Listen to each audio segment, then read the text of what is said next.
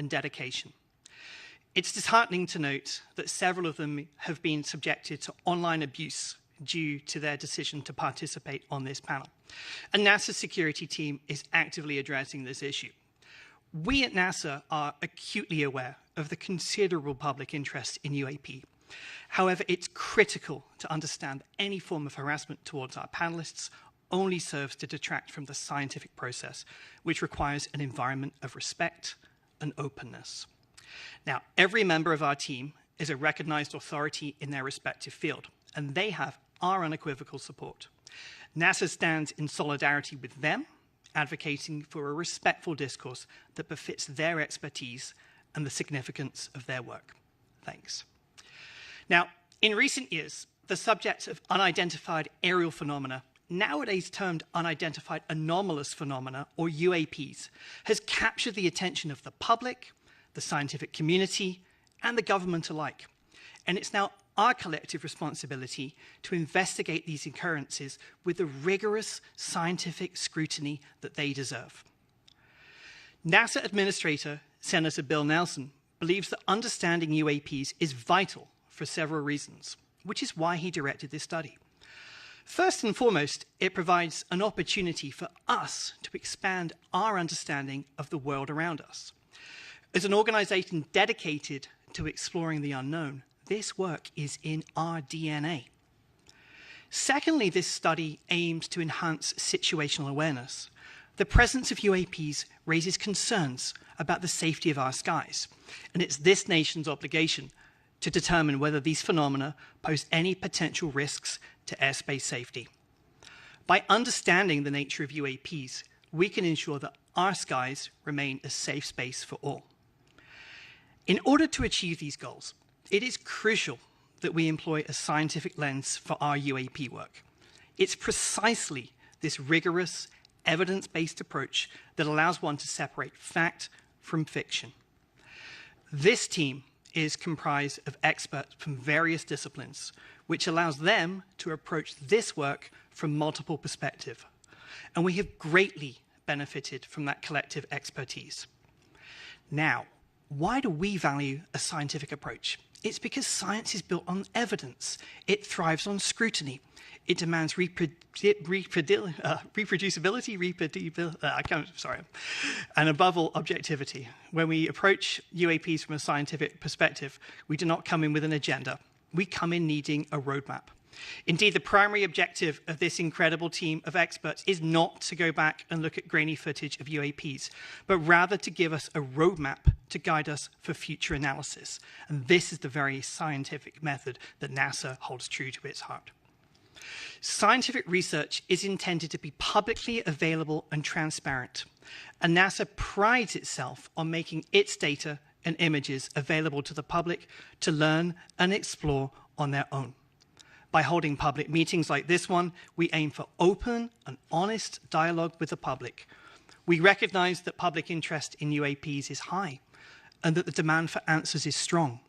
Conversations like this one are the first step to reducing the stigma surrounding UAP reporting. Moreover, transparency is essential for fostering trust between NASA, the public, and the scientific community.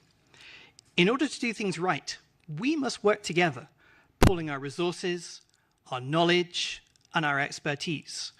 And by maintaining open channels of communication, we can facilitate collaboration, encourage the exchange of ideas, and ensure that our work is as robust as possible.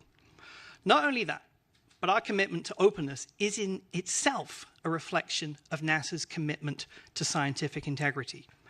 As an organization dedicated to the pursuit of knowledge, it is NASA's responsibility to be honest and forthright and to follow the science. And by being transparent in our work, we uphold our dedication to scientific excellence. The meeting today represents the first deliberative actions that the team has taken. And so it's important to keep in mind that they still have several months of work ahead of them. Their final report will be released this summer, and we will publish it on our website. NASA believes that the study of unidentified anomalous phenomena represents an exciting step forward in our quest to uncover the mysteries of the world around us. By embracing a scientific lens, we ensure that our work is rigorous and reliable, And by valuing transparency and openness, we can foster trust and collaboration with the public. Simply put, this is why we do what we do.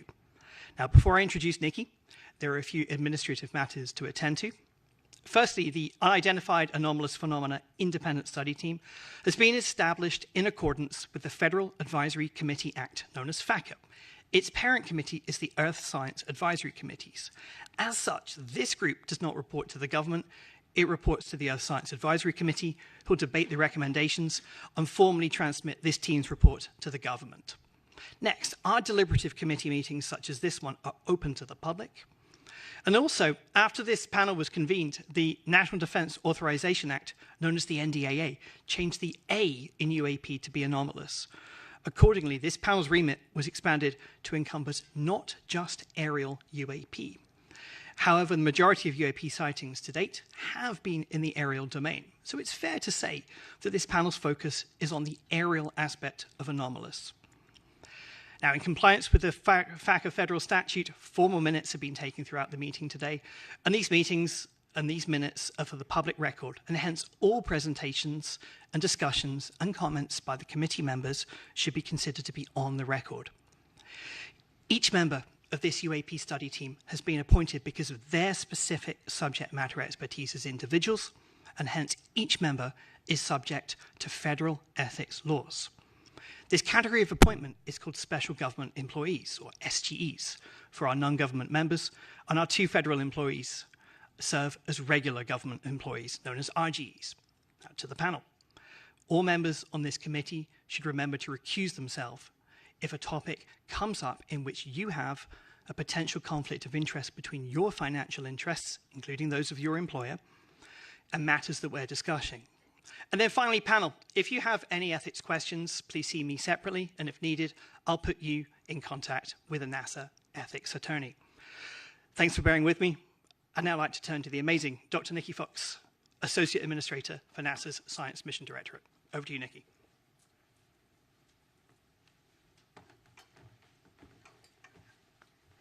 Thank you, Dan, and thank you to all the members of NASA's UAP Independent Study Team.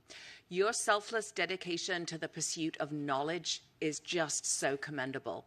And I want to thank you, the audience, for tuning in today to watch our first deliberative meeting of NASA's Independent Study Team on evaluating and categorizing unidentified anomalous phenomena. Before I begin, though, I really do want to double down on Dan's words, that it is really disheartening to hear of the harassment that our panelists have faced online, all because they're studying this topic. NASA stands behind our panelists, and we do not tolerate abuse. Harassment only leads to further stigmatization of the UAP field, significantly hindering the scientific progress and discouraging others to study this important subject matter. Your harassment also obstructs the public's right to knowledge. Our panelists are leading experts in the scientific, aeronautics, and data analytics communities.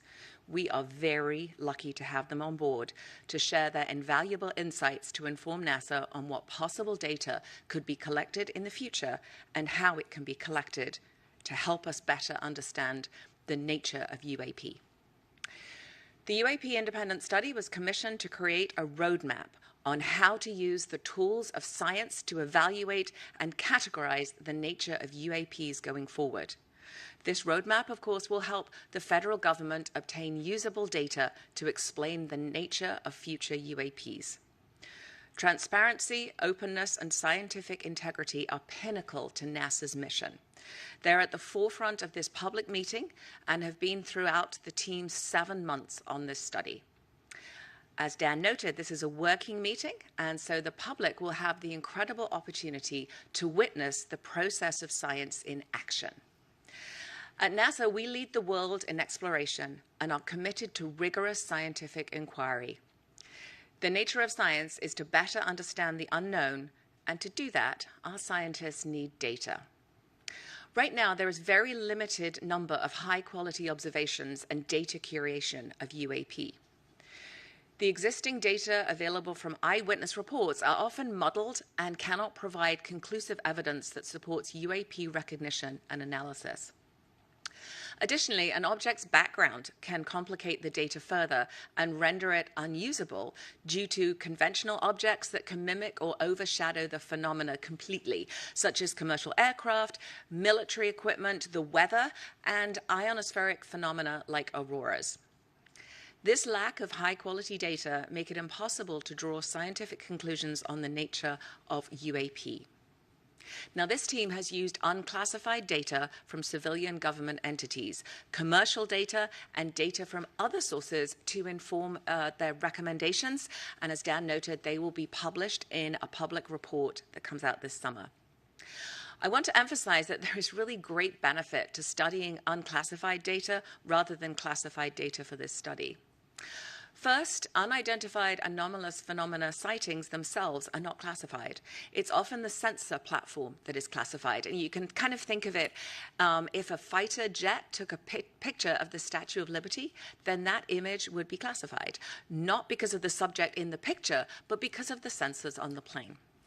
Second, unclassified data make it possible for our team to communicate openly to advance our understanding of UAP, not only with each other, but across the scientific community and to the public.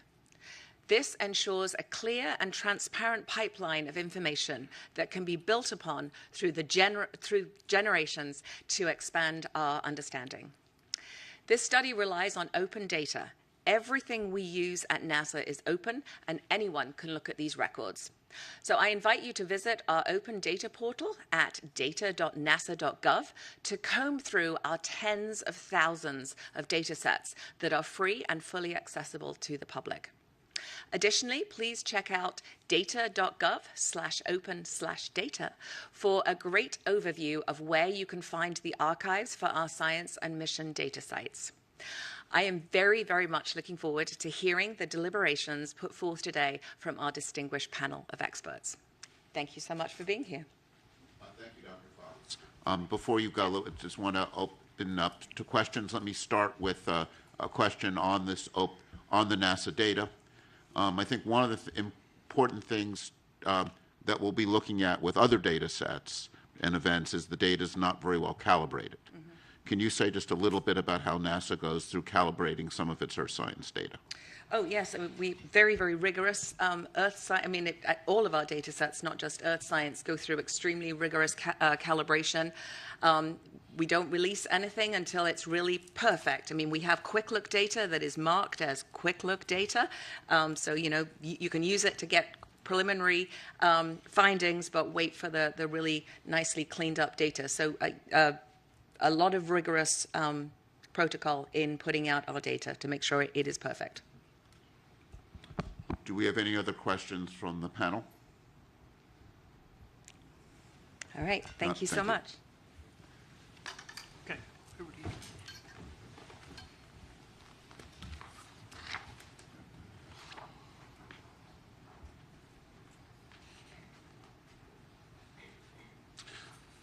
Hi, I'm David Spergel. I'm the chair of the panel.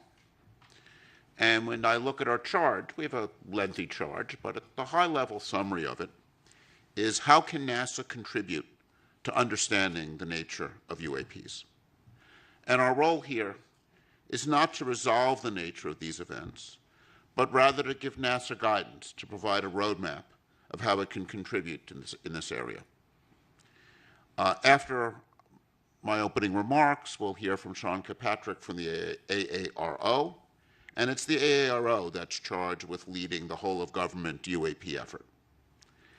And they've already issued some preliminary reports on some of the events. NASA's role is to use its unique capabilities and its role as a civilian agency interacting with the scientific community in an open and transparent manner. And you know, as Dr. Fox emphasized, the Defense and Intelligence Agency data on UAP are often classified primarily because of how the data is collected, not because what's in the data. If a camera on an F-35 took a picture of a bird, it's classified. If a spy satellite takes an image of a balloon, and we've had in the news some balloons recently, that data is classified. And that's because of a desire to not reveal our technical capabilities to other nations. NASA, on the other hand, operates in a mode where it's collecting data in the open. And the NASA data is available on websites and is well characterized. And because of NASA being the civilian agency studying air and space, it has a special role to play. And I see our charge primarily as helping identify for NASA ways it could play that role and contribute to understanding. We've gone through a preliminary data collection stage, and to summarize some of the things that we've learned, the current data collection efforts regarding UAPs are unsystematic and fragmented across various agencies, often using instruments uncalibrated for scientific data collection. And if I think about the data that people have out there, it's in many ways what we'd like to think of as citizen science. But again, it is uncalibrated data, poorly characterized, not well curated. And we face, looking through this data, a significant background, a background of many of these events are commercial aircraft, civilian and military drones, weather and research balloons, military equipment, ionospheric phenomenon. We need to characterize how, when the data is taken, when it sees events like this first. The current existing data and eyewitness reports alone are insufficient to provide conclusive evidence about the nature and origin of every UAP event. They're often uninformative due to lack of quality control and data curation. To understand UAP better, targeted data collection, thorough data curation, and robust analyses are needed. Such an approach will help to discern unexplained UAP sightings, but even then, there's no guarantee that all sightings will be explained. Another challenge in this area is what we call stigma. There's a real stigma among people reporting events.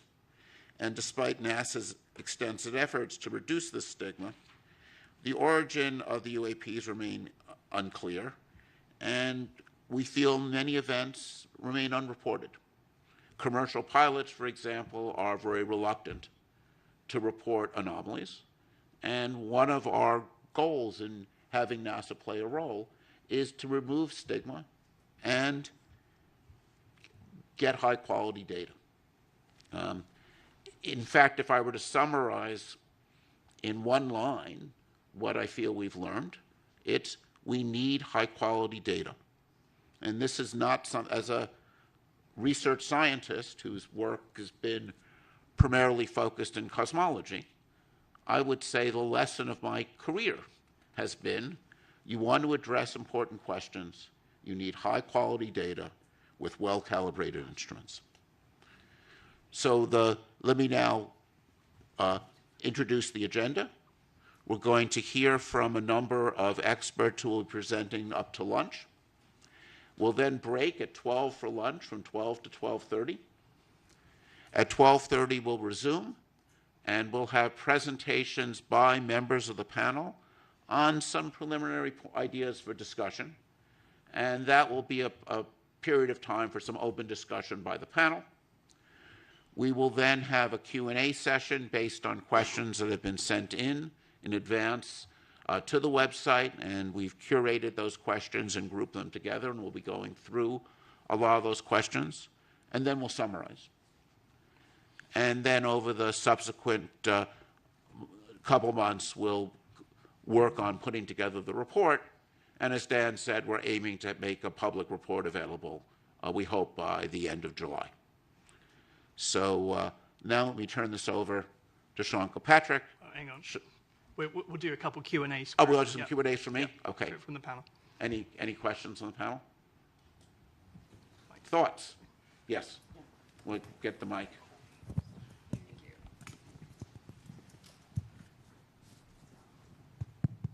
Yeah. So one of the things I think Dr. Fox said was looking at the release of data, very important for our study, when it's high quality. And you have also commented that data are not always perfect when we're doing certain studies. I wonder if you could shed some light on the difference between the application of certain data to certain scientific challenges. So, when you look at your camera is often designed to take an image in the daytime and might not be optimized for nighttime imaging. Or if you take something that astronomers are very familiar with, is we design our telescopes to work at night. And if the sun is not even, if you would never take the Hubble telescope and point it at the sun. This would destroy its detectors. Not only that, if the telescope is pointing there and the sun is over there, even though you're not looking at the sun, reflections off of the optics will produce what we call ghosting. And that kind of ghosting produces some very strange images. And this, one of the many things we need to worry about when we see unusual things taken from a camera is, even if you're pointing the camera there, was the sun over there? Those kinds of anomalies degrade the quality of the data. And that's why it's very important to work with well-characterized instruments and to be, using them in ways in which you understand what's going on. So I think if you look at, data taken from the James Webb Telescope or from the Hubble or any of these things, and these are, telescopes looking out in space, you'll see some really, at first funny phenomenon. When a telescope points at a star that's bright, it saturates the detector and puts bleeding down the detector. And you'll see phenomenon like if there's a bright star off to the side of the, not even when you're looking at, you get this effects where light bounces off of dust in your telescope and produces a sort of diffuse image that has some really strange properties. So, when you see something unusual, the first thing you have to do is understand how that data was taken. And I think this is one of the challenges one faces when you have data taken by uncalibrated instruments years ago. It's very hard to know what's taken. It's very hard to draw conclusions. I think that's one of the challenges with archival data. And I think having dedicated, well-calibrated instruments, I think, will be important here as in any other area to understand what's going on. So, David, anomalies are so often the engine of discovery. Maybe you could say a quick word about high-risk, high-reward research in your field of cosmology and how you see that impacting the UAP study as well. So, an area that comes to mind is fast radio bursts. And the Shaw Prize was just announced yesterday and were awarded to the discovery of fast radio bursts. And these are these bursting signals that go off all over in space. And it's an interesting story because some of the bursts were real and are fascinating, and some of the bursts, there was a series of bursts observed by this observatory in Australia, and they had really strange structure, and people couldn't figure out what was going on. And then they started to notice a lot of them bunched together around lunchtime. And what had happened was the people at the observatory would heat up their lunch in the microwave. And something they would do is they would open the door of the microwave oven before the microwave stopped. This is bad for your microwave oven. It wears it out. But not only that, it produced a burst of radio signal that was picked up by these sensitive detectors. So this, I think, is an interesting lesson. Some events end up being something unusual and conventional, But some events with these FRBs turn out to be these powerful explosions which are taking place at cosmological distances. Their nature's still not fully understood. I think they're one of the really most fascinating objects we have, these bursts going out all over space. They're interesting probes because they're kind of lighting up space between here and there. And they're a subject of very active research. And if one looks at the history of these FRBs, at first they were discovered, not believed, then finally confirmed, and they were discovered by instruments that were very sensitive but not optimized for this. And now what we're doing is we're optimizing instruments and optimizing software to look for these events. And it's often these surprises that turn out to be most interesting. And there are phenomena like sprites, which you can think of as upward-going lightning, which were seen by commercial pilots and somewhat not believed, right? Because they were very strange. And it was really only when we were able to take very high-speed imaging data, data taken often from places like space station, that we were able to see that and learn about these fascinating ionospheric phenomena. So it's surprises are really interesting. I mean, I think this is one of the fascinating things about the UAP phenomenon. If it's something that's anomalous, that makes it interesting and worthy of study. Other questions? Great. So now let me turn over to Sean.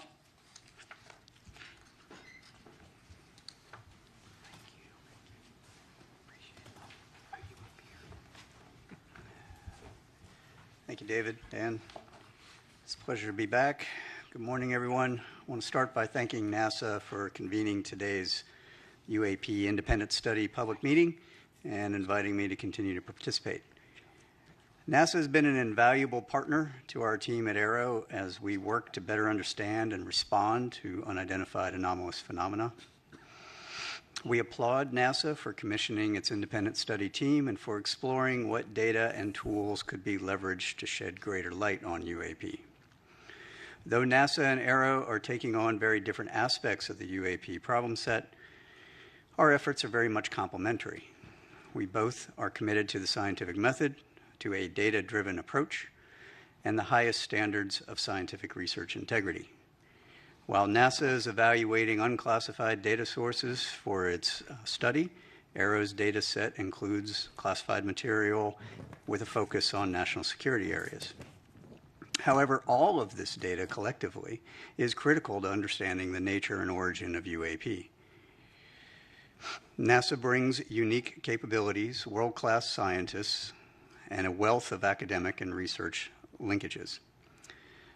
NASA also has access to Earth sensing satellites, radiological sensors, tools for gravitational wave, geomagnetic wave detection, and means for analyzing open source and crowdsourced data that may assist both AARO and NASA in their UAP efforts. We are very grateful for the partnership and welcome the opportunity to join with NASA to share our collective findings with the public as the U.S. government moves towards greater transparency on this issue. Last month, I testified before members of the Senate Armed Services Committee on emerging threats and capabilities and shared some of the progress made since AARO's establishment in July 2022. I discussed AARO's scientific and analytic approaches, its efforts to improve UAP data collection, standardize our reporting processes, leverage our partnerships, and meticulously review the U.S. government's UAP-related historical records. As I told the subcommittee then, the resolution of all UAP cases cannot be accomplished by DoD and the intelligence community alone. AARO's ultimate success will require partnerships with the interagency, industry, academia, the scientific community, and the public, which all bring their own resources, ideas, and expertise to the UAP challenge. We believe robust collaboration and peer review across a broad range of partners will promote greater objectivity and transparency in the study of UAP. Of course, NASA's UAP independent study team was convened very much in that spirit. I also emphasized to Congress that only a very small percentage of UAP reports display signatures that could reasonably be described as anomalous. The majority of unidentified objects reported to AARO and in our holdings demonstrate mundane characteristics of readily explainable sources. While a large number of cases in AARO's holdings remain technically unresolved, this is primarily due to a lack of data associated with those cases, very much along the lines of what David was just speaking about. Without sufficient data, we are unable to reach defendable conclusions that meet the high scientific standards we set for resolution. Meanwhile, for the few objects that do demonstrate potentially anomalous characteristics, AARO is approaching these cases with the highest level of objectivity and analytic rigor. This includes physical testing and employing modeling and simulation to validate our analyses and the underlying theories, and then peer reviewing those results before reaching any conclusions. AARO has shared these cases with the appropriately cleared NASA team members in order to discuss and help recommend potential scientific areas of study that NASA may want to take lead on. I'll underscore here, as I did before Congress, that AARO's work will take time if we are committed to doing it right. AARO is committed to the highest standards of scientific research integrity, as we know our partners at NASA are as well. Thanks again to NASA for hosting this public forum for UAP discussion and information exchange. And I'd like to turn to a brief presentation that includes some recently declassified footage and trends for discussion. Next slide, please. So some of you probably saw a version of this at the open hearing last month. This is an overall review of all of the analytic trends of all the cases that we have to date. While the numbers may have changed a little bit, the overall trends remain the same. Most of what we are seeing reported by aircraft are at the altitudes where we fly aircraft. That should not be a surprise. You will note, however, that I have no space reports and I have no maritime reports. That is notable, even though we are looking across all of those domains. On the upper right, we have UAP morphologies. The vast majority of what has been reported and what we have data on, a little less than half now, are orbs, round spheres. And in the bottom right, you will see in the heat map of the areas where we get most of our reporting. This is very much a collection-biased map. This is where our sensors are, our military and our IC and some of the FAA data. In the middle, it is what we call our typical UAP characteristics for the vast majority of the cases that we see. One way of looking at that is we'll call it a target package. This is the thing we are out hunting for in most cases. Next slide, please. This is an example of one that I showed at the hearing recently. This is a spherical orb, metallic, in the Middle East, 2022, by an MQ-9. I will come back to the sensor question that David raised here in a moment. This is a typical example of the thing that we see most of. We see these all over the world, and we see these in making very interesting apparent maneuvers. This one in particular, however, I would point out, demonstrated no enigmatic technical capabilities and was no threat to airborne safety. While we are still looking at it, I don't have any more data other than that. And so being able to come to some conclusion is going to take time until we can get better resolved data on similar objects that we can then do a larger analysis on. Next slide, please. I'm going to let this play through. This is a newly released video. You'll notice there are two dots moving back and forth. There is a plane at the bottom that's moving across the screen, and now there are three dots moving back and forth. The moving back and forth is from the sensor and the platform that's collecting it. This is a P3 on a training mission in the western United States. They picked these up and they tried to intercept and was unable to intercept them. Apart from that motion, and you'll see a little bit of defocusing from the sensor itself, there is no other oddity about this, except for the fact that they couldn't catch them. The reason they couldn't catch them is because after further analysis, it was shown that those objects were actually much farther away from the P3 than they thought. And in fact, when we went even deeper, looked at air traffic control data, we were able to match those to aircraft on a major flight corridor heading into a major airport for landing. This is the kind of thing that can spoof and or provide misperception of both very highly trained pilots as well as sensors, right? And this was reported as an odd grouping of 3 UAP. All right. That is not to say that the pilots didn't know what they were looking at, or they knew what they were looking at, but they weren't really sure.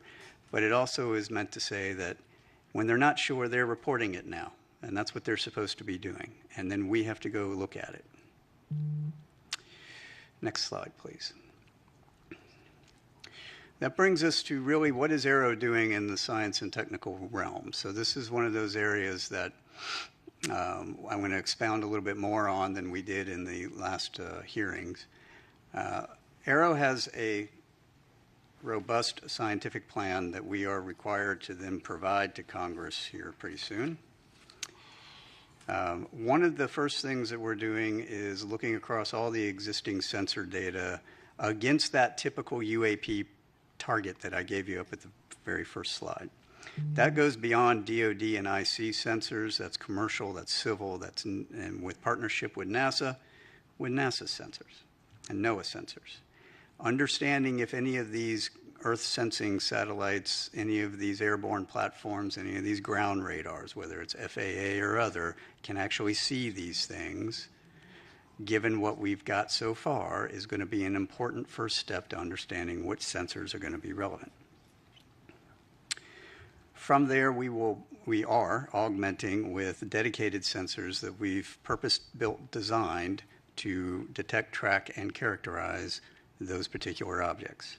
We will be then putting those out in very select areas for surveillance purposes. Partnerships with academia, exploring the signatures to match to our data. So understanding if a thing is moving and if it is doing certain anomalous activities, what are the signatures we would expect to see? How do we pull on that? And then from there, how do I tune my collection architecture to go after it? Statistical analytic techniques. We're working with a couple of universities on how do I do broader-based statistical analysis on unclassified and classified data so that I can apply those analytics to our holdings. And then AI and ML analytic techniques for searching out through the data what are the objects, what are the targets that we're going after. We have partnerships with both DoD and DOE labs to explore our current state-of-the-art fundamental physics of UAP observations, both current and historical. In other words, if I have objects, those few that are doing some things that are anomalous, what is our current understanding of maneuverability, speed, signature management, propulsion? What are those underlying signatures that we would expect to see, and how do I then pull on that? Our interagency and allied partnerships for calibration of our capabilities. This is exactly what David was pointing at. A vast majority of what we have reported to us are DoD sensors. DoD sensors are not scientific sensors. They are not intelligence community sensors. Believe it or not, intelligence community sensors are very close to scientific sensors. They are calibrated, they are high precision, they are everything you'd ever want to know about a thing. DoD sensors have one purpose. They are to identify an object that is known and put a weapon on it. That is what they're for, right, predominantly. So understanding how do you calibrate those against these known objects? How do I fly an F-35 against a weather balloon at different speeds and different altitudes and different sun conditions and different lighting conditions and heating conditions? Those are all important measurements that need to be done, and we are in process of doing that right now. That table on the right is a very simplified version of our entire test matrix, which you would not be able to fit on 3 of these slides against all of our sensors across all of those phenomenologies. That will be useful in order to then train our operators, pilots, and sensors against the known objects. And then finally, our pattern of life analysis. This is essentially baselining what is normal. I have all these hotspot areas, but we only have hotspot areas because that's when the reports come in from the operators that are operating at that time. They don't operate all the time. So to have a 24/7 collection monitoring campaign in some of these areas for 3 months at a time is going to be necessary in order to measure out what is normal. Then I'll know what is not normal, right, when we have additional things that come through those spaces. And that includes space and maritime. Next slide, please. Which brings me to some of my recommendations for the panel and their consideration and deliberation. Some of these we're going to be exploring with our new NASA embed, whom I'm happy to be welcoming on pretty soon, who's going to help us in our scientific plan. Crowdsourcing unclassified open source data. This is where some of the public can be helpful. Imagery from an iPhone is generally not helpful unless you are right up on whatever it is you're looking at. However, some of the ancillary data that your iPhone provides, from location to speed to other phenomenologies, and more than one of those can be very helpful. Right? Large-scale, ground-based scientific instrumentation. Evaluating how can I use some of these other instruments for detection. The FRB example was perfect, right? You have a bunch of large-scale instruments that were not designed for that, yet they picked them up because there was a microwave. Well, we have a surrogate target package of what we think these things are, at least from what we've got reported to us. That was in the front slide. Understanding how can I evaluate that against all of these other instruments, and do any of them have a chance of picking anything up that would be helpful in tipping and cueing us to get other sensors on target. I think leading that evaluation of the scientific ground-based sensors would be useful. Also, the same thing for the Earth Sciences satellites, as we mentioned before. Intentional vice coincidental collection. So looking at how can I provide a tip and cue to both the ground and space-based scientific and academic sensor community to put additional sensors on an object when it is reported. I'm currently doing that with AARO, the Joint Staff, the commands for when they get tip and cue, right? So a pilot says something, they see something, they report it in, and we're going to turn on a whole bunch of new collection to go after it. I should be able to hand that same tip and cue to the scientific and academic community. So looking at how that works would be helpful. Peer reviewing advanced capabilities, the parameterization and the publication of that have not yet been engineered. We understand a lot of fundamental physics. It is the scientific community's responsibility to explore and document those fundamentals in peer-reviewed scientific journals to match to data so that we can weed out all kinds of different hypotheses. Right? That's how science works. We need to make sure that we are doing that. I think leading that conversation would be very helpful from NASA's perspective. Archived scientific data. So we have a whole bunch of calibrated, large-scale scientific data from all these different instrumentations around the world. taking a look at how can you apply maybe some AI, ML tools to search through that data for anomalous signatures that may correlate to things that we've got reporting on. That would be an interesting study.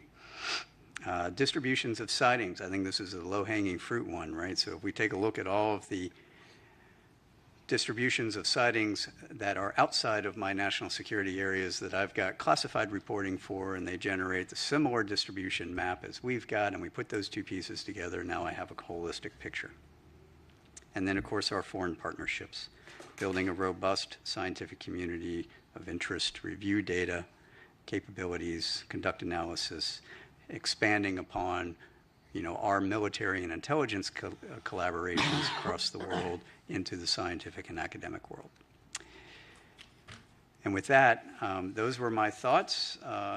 We've talked about some of these in the past. It would be interesting to hear if there's any further questions or deliberations on any of those points, and I'm happy to take any questions that you all have.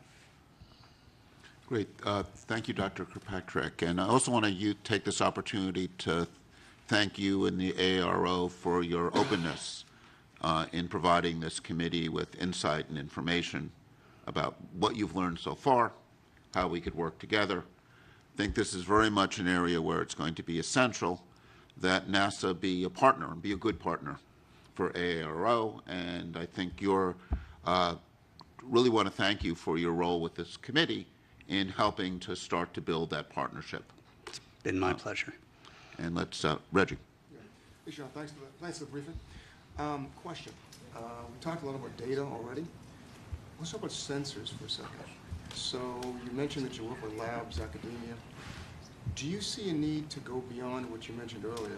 That is the type of sensors we have right now, which are based on national security threats and certain phenomenologies and frequency range of these kinds of things. Do you see a reason of going beyond that? Yep, And absolutely. So what are some of the challenges you see there, materials or what have you? So can we go back to the front slide, just the first slide where the target characterization is? So we've purpose-built a couple of sensors to do search across that. Nope, down one. There you go. That's great. To go down some of those characteristics to see if we can find them correlated to pilot reporting. Right. Some of those are initially. This is going to be. I'm going to say this is a bootstrap method. Right. We're doing a broad spectrum search across very few indicators that we can point to that will enable us to get a little bit more data, refine that, narrow those sensors, and go from there. So we aren't just relying on the DoD and IC sensors that exist today, because frankly they don't point to where we want them to point. Right? I mean, I'll be frank with everyone. We can point the largest collection apparatus in the entire globe at any point we want. You just have to tell me where I want to point it. Second piece of that is a lot of what we have is around the continental United States. Most people, including the government, don't like it when I point our entire collection apparatus to your backyard, right? It's not allowed. We have some laws about that, and we've got to figure out how to do this only in the areas that I can get high confidence there's going to be something there, and high confidence I'm not going to break any laws doing it. Right? So there's a trade there. So some of these ground-based point detectors are going to be necessary for that, to point up, to point out, to search.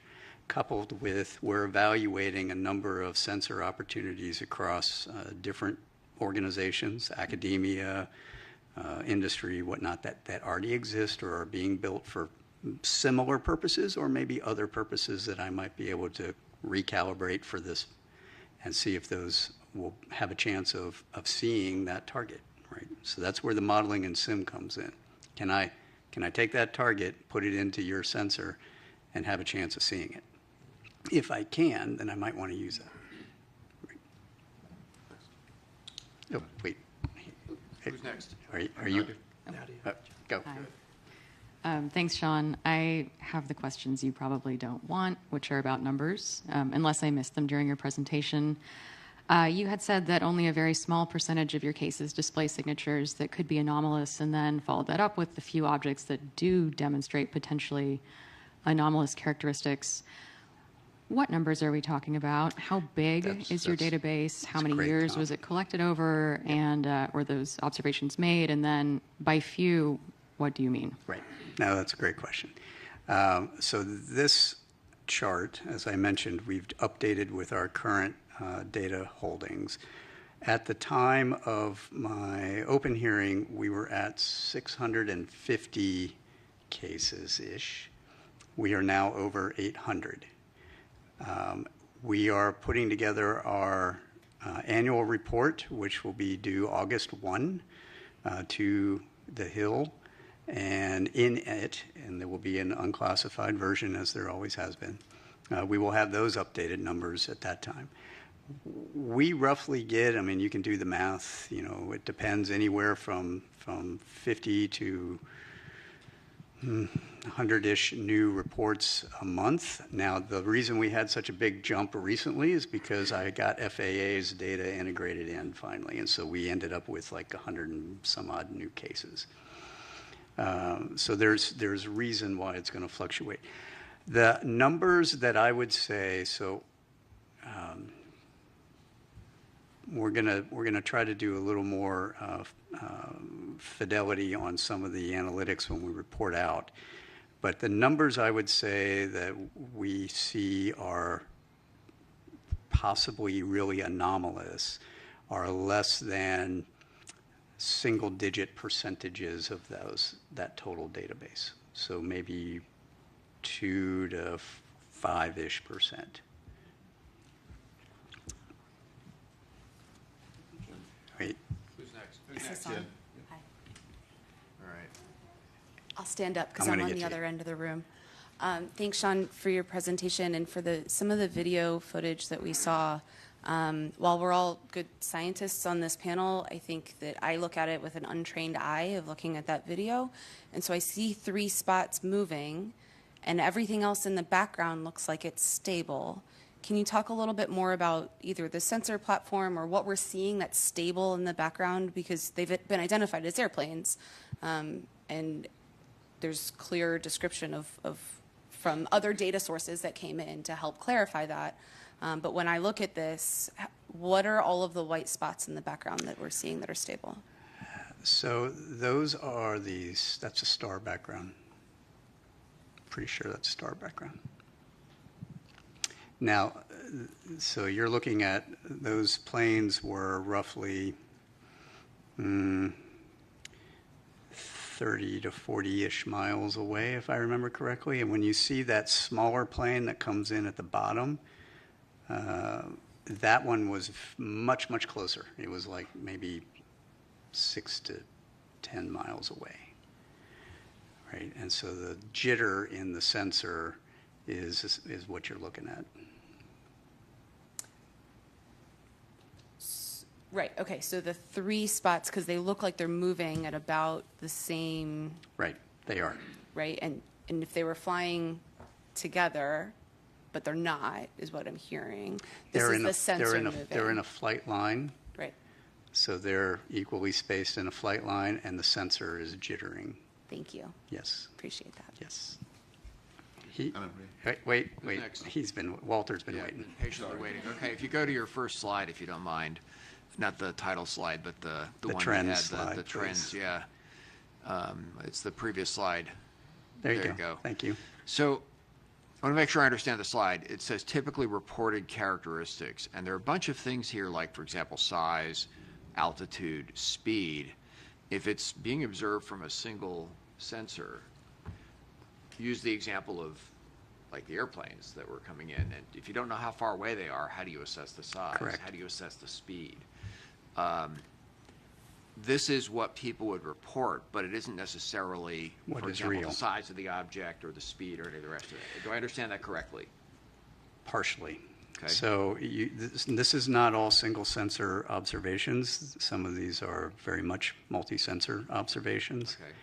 And this is parameterized to cover the range of things for any given parameter, the range of what's possible and what has been observed.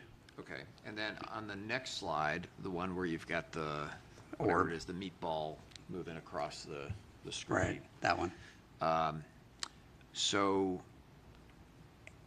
was there any look at sensor artifact, data processing artifact? I mean, the first thing that, whenever I see anything that's anomalous, I look at how was the data collected. Yeah. So yes, these are so this is an EO sensor on an MQ-9, and we understand that very, very well. So that is a real object, absolutely. Anna Marie. You mentioned that in the partnership with academia, you also use AI ML techniques for existing data sets, possibly some of them open source. Can you explain a little bit more what kind of AI ML techniques you're using? Are these about anomaly detection? Are you using anything related to natural language processing? Are you using anything related to computer vision? Right. So we're looking at a number of different capabilities that span, I think, a lot of what you've just said. So we've got, we haven't applied it yet. We are researching how we're going to apply it. So natural language processing for the reports from pilots, absolutely. All right. Target recognition, so I can train a model to look for that thing and go back through all of our holdings and go, give me how many of these you have, right? And then try to figure out what those are. Right? So I have not put anything out there yet, or have not looked at anything yet for active targeting in real time, because I don't know exactly what I would train it to go look for. I just know what we have. So I want to get more confidence on what we have before I go and do that, except for balloons, right? We're trying to get rid of balloons as quickly as possible.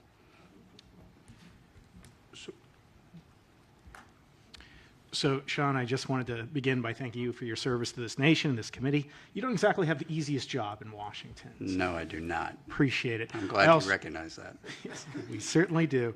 I also want to commend you noting the international partnerships. Spain just signed the Artemis Accords yesterday, increasing the membership to 25. I think that's a global partnership that you could leverage. Only 170 more countries to go, NASA, before we have everyone signed up. I just have two questions. One, relative to what Nadia was asking you about the number of anomalous phenomena. What makes it anomalous in your view? What is the phenomenology where you're pulling those cases out and saying this is truly unexplained? And then my second question would be relative to the stigma. How damaging is that in your view? And what in particular do you think NASA can do to help remedy the situation?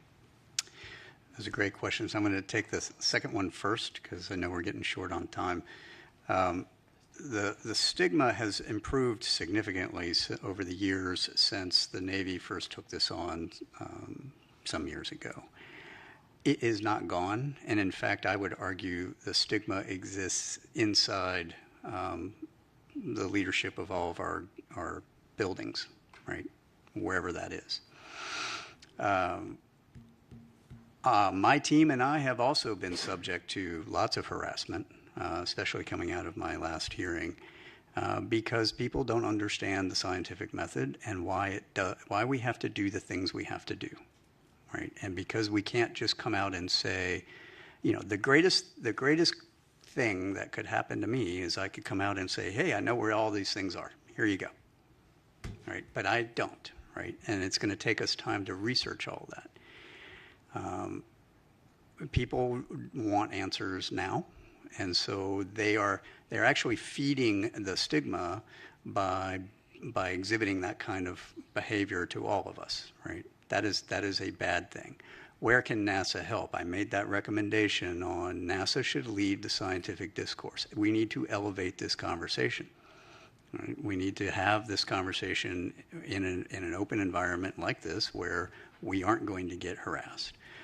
because this is a hard problem. It is a hard target problem. We need to understand what is the things that are in all of our domains, space or air or undersea, and how do we make sense of that? Right.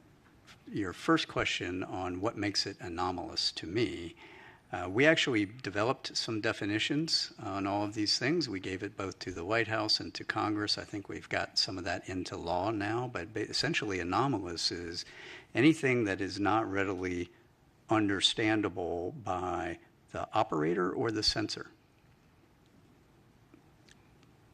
Right? So it is doing something weird, whether that's maneuvering against the wind at Mach 2 with no apparent propulsion, or it's going into the water, which we have shown is not the case. That is actually a sensor anomaly that we've now figured out, and we're going to be publishing all of that. Those kinds of things make anomalous. Signature, we'll call it signature management, but it's things that are not readily understandable in the context of, hey, I've got a thing that's out in the light. It should reflect a certain amount of light. If it doesn't reflect that amount of light, something weird. I think we have time for one last question. Sean, you recommended a foreign partnership with NASA. I'm curious, especially given your map, have you, as AARO, partnered with international agencies, and is there ways for reporting to your? Mm-hmm. So that's a great question. I want to expound on that just a little bit. So I have just held our first Five Eyes forum on this subject last week, I think it was, or earlier this week. I don't know. Dan was there, and we have, we've entered into discussions with our partners on data sharing. How do they do reporting? What kind of analysis can they help us with? What kind of calibration can they help us with? What can we help them with? And we're establishing all of that right now.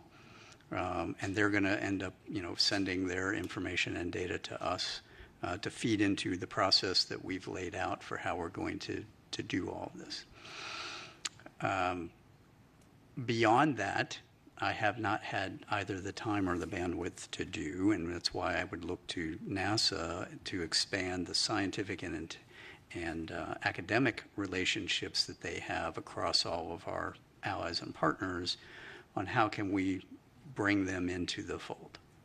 That's where I think there's a lot of benefit to NASA taking lead on that. Great.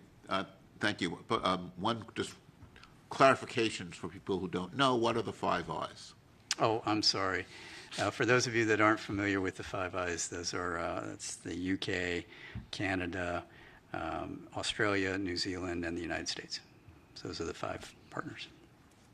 Terrific. So thank you very much. Thank you.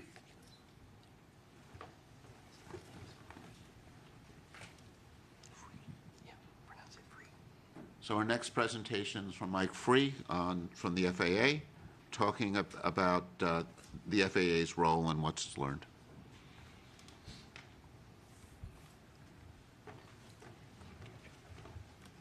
Would like to thank the panel for the opportunity to come and give an overview of the FAA and some data points around the FAA's mission, the data the FAA provides to provide the framing of what are the surveillance systems that we can bring to bear, or there's data around those sensors, as well as to frame the limitations of those. Sean talked about some of the data points that are used and being integrated. So hopefully this will give you an overview of the FAA's mission, as well as those data points. Next slide, please. So the FAA's mission is quite large and complex. By a factor of 2, we operate more commercial aircraft than any other country.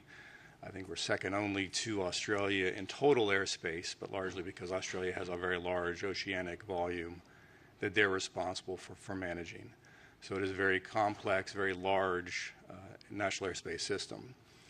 We have over 14,000 controllers, 520 air traffic control towers, which are located at the highest density of airports and I'll refer to those as towers in subsequent slides. We have 147 what we call terminal radar approach controls, or TRACONs, and those are manned control facilities at the high and medium density airports around the nation, as well as 21 air route traffic control centers, which manage the control of air traffic in the en route environment.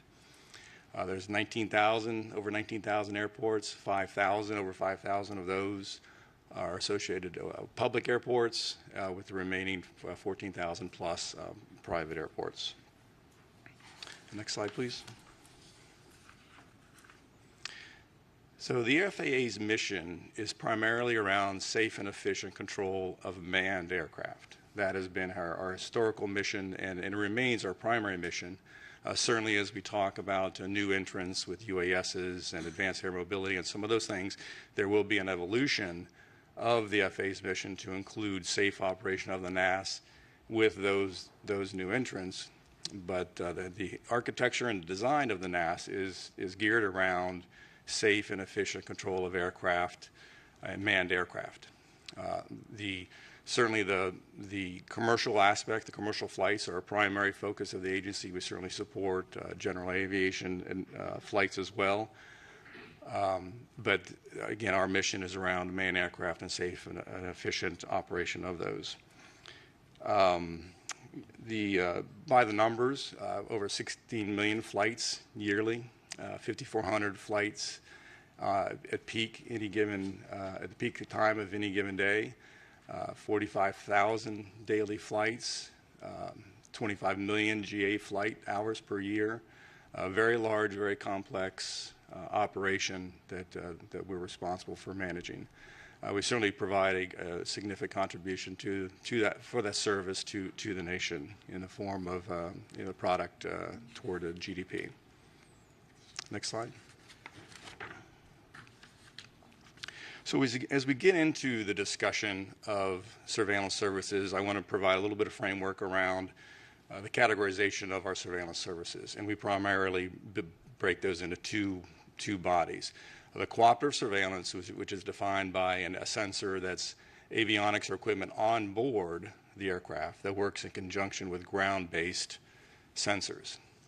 The non-cooperative surveillance is independent. This is basically the classic radar. RF energy is transmitted out, reflects off the target, and we receive that signal, and from that return we can determine where that aircraft is. Typically, these cooperative and non-cooperative sensors are co-located together. The cooperative mounted on top of the non-cooperative radar. So from a data perspective, I think in this panel, in the study, I think that the cooperative sensors, those are neither unknown or anomalous. So for the purposes of this briefing or the rest of this briefing, I'm going to focus on the non-cooperative aspect. Next slide, please. So again, from a standpoint of the mission of the FAA, is primarily around manned aircraft, and I think that serves as an important framework for the data points and the type of data that we can bring to bear for this panel. So we break our systems and the design of the systems into different types of systems. So we have short-range radars, which are typically located at the high and medium density airports. And those operate from a range. They have a detection range of between 40 and 60 miles and an altitude detection capability of about 24,000 feet. The long-range radar systems have a detection range of 2 to 250 nautical miles with altitude detection up to 100,000 feet. So that provides the basic the framework for those. I will mention the Automatic Dependent Surveillance Broadcast, or ADS-B, only from a context that does serve as a primary data source and a preferred data source for the management of the airspace system, but it is a cooperative system, and for the purposes of the next slides as I get into the discussion of the coverage and the type of detection for those non-cooperative targets, it is not considered as part of those. And also surface surveillance is also something that we provide, but again, for the purpose of the study, I only include those for just a completeness perspective.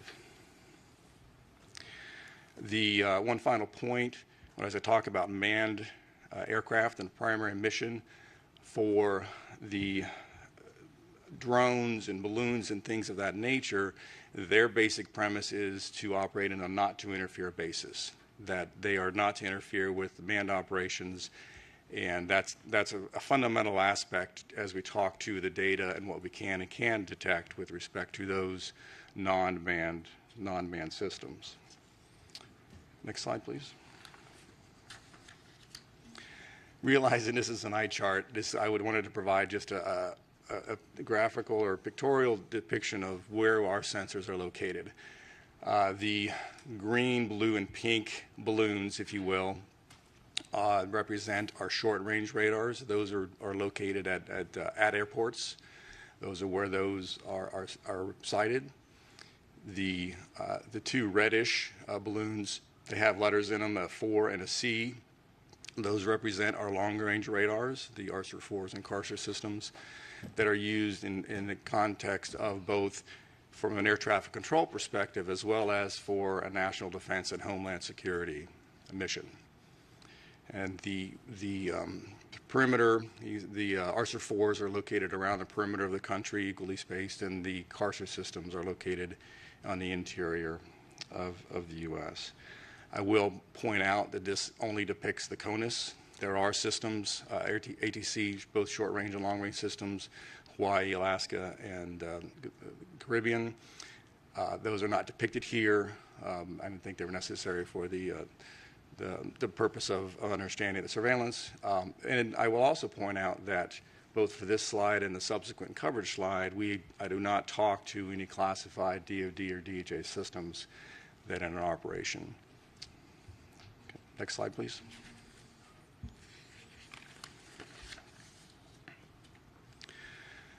So what can the FAA detect and surveil, what can we not? This slide gives you a by altitude slice of what it is that we can detect. So if you look at the square that's labeled 1,000-foot AGL, that depicts by sensor for an aircraft that is 1,000 feet in altitude, what is the range at which we can detect that aircraft. And so on, as you get higher in altitude, or higher in altitude, you can detect it at further range. And that's basically a phenomenon of the curvature of the Earth and the line of sight aspect of these radar systems. So pretty good coverage across the U.S. at 10,000 feet and above. This is a mathematical model based of a pure line of sight as well as some geographical screening. As you can see in the western part of the U.S., there is screening due to the mountains and those sensors. Need to take a little bit of time and talk about the nature of the targets. These line of sight models represent an input of a target that is 1 square meter. So think of a sphere of 1 meter in diameter. That's the assumption that goes into these models. So if you think about that in the context of other forms or aircraft, a 4th generation F-15 or F-18 is in the proximity of about 1 square meter, perhaps a little bit larger. A large airliner is perhaps 100 square meters. A small UAS is perhaps a 0.01 square meter. So the range of these detections or the size and the ability to detect these targets from an F-15, large airliner, 100 times larger in size, a drone 100 times smaller in size. So the detection and the surveillance capability really largely depends in part to the target that we're talking about and the ability to surveil that target. All right, next slide. So I do include this ADS-B coverage slide just to give a context of, from a cooperative perspective, there is very good coverage across the U.S. to 1,500 feet above ground level. So this provides a context of when we look at the data and start getting a discussion of what it is we can detect. This will certainly be, for those cooperative aircraft that have ADS-B, we could certainly detect those to a pretty low altitude across the U.S. All right, a couple of data points I think I know Sean certainly talked about some of the data points, and I can provide a little bit of insight from an FAA perspective. Drones. Drones are a pretty significant challenge. There's 880,000 registered drones in the U.S., small drones, I should say, Part 107 drones. Many tens of thousands of those are operated on a daily basis by commercial operators. It's not clear how many private drone operators are taking their drone up for a quick flight. But as I said earlier, those are regulated they're regulated to operate below 400 feet in altitude. So again, it's the drone aspect is for those small drones in particular, and as well as all classes of drones.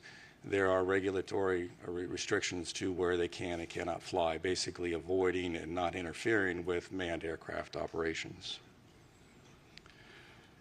Second data point, we talked about balloons. The Weather Service, we know on 92 weather stations that release balloons twice a day. At 6 a.m. and 0000 Zulu and 1200 Zulu. Typically 2-hour duration. They fly up to 100,000 feet where the envelope bursts and then the payload descends back to Earth. So certainly, at least 184 balloon flights daily in the NAS. Not to consider universities and hobbyist balloons that may be launched, but those are typically small in size. And finally, Sean did talk about UAPs and FAA data. A couple of data points that we do report. There is a process by which air traffic controllers can report UAP sightings or events. Historically, those have been in the range of about 3 to 5 reports per month that have been reported. We did see an uptick of reports in August of 22 that went up to about 8 to 10, perhaps due to Starlink launches. And finally, with the Chinese weather or the Chinese balloon incident in February, we did see a significant uptick, and there's like 68 UAP reports that started in February, and we've seen a large number, subsequent to that. I think that's all I had. Any questions?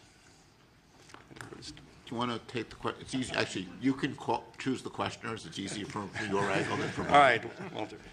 Yeah, so two questions about the radar data coverage. First one is, do you retain any of the data, or is it just cycled over as? There is a long-term retention of data. I can't recall exactly how long we retain that. There's certainly a requirement from a retention from a legal perspective. Yeah, exactly.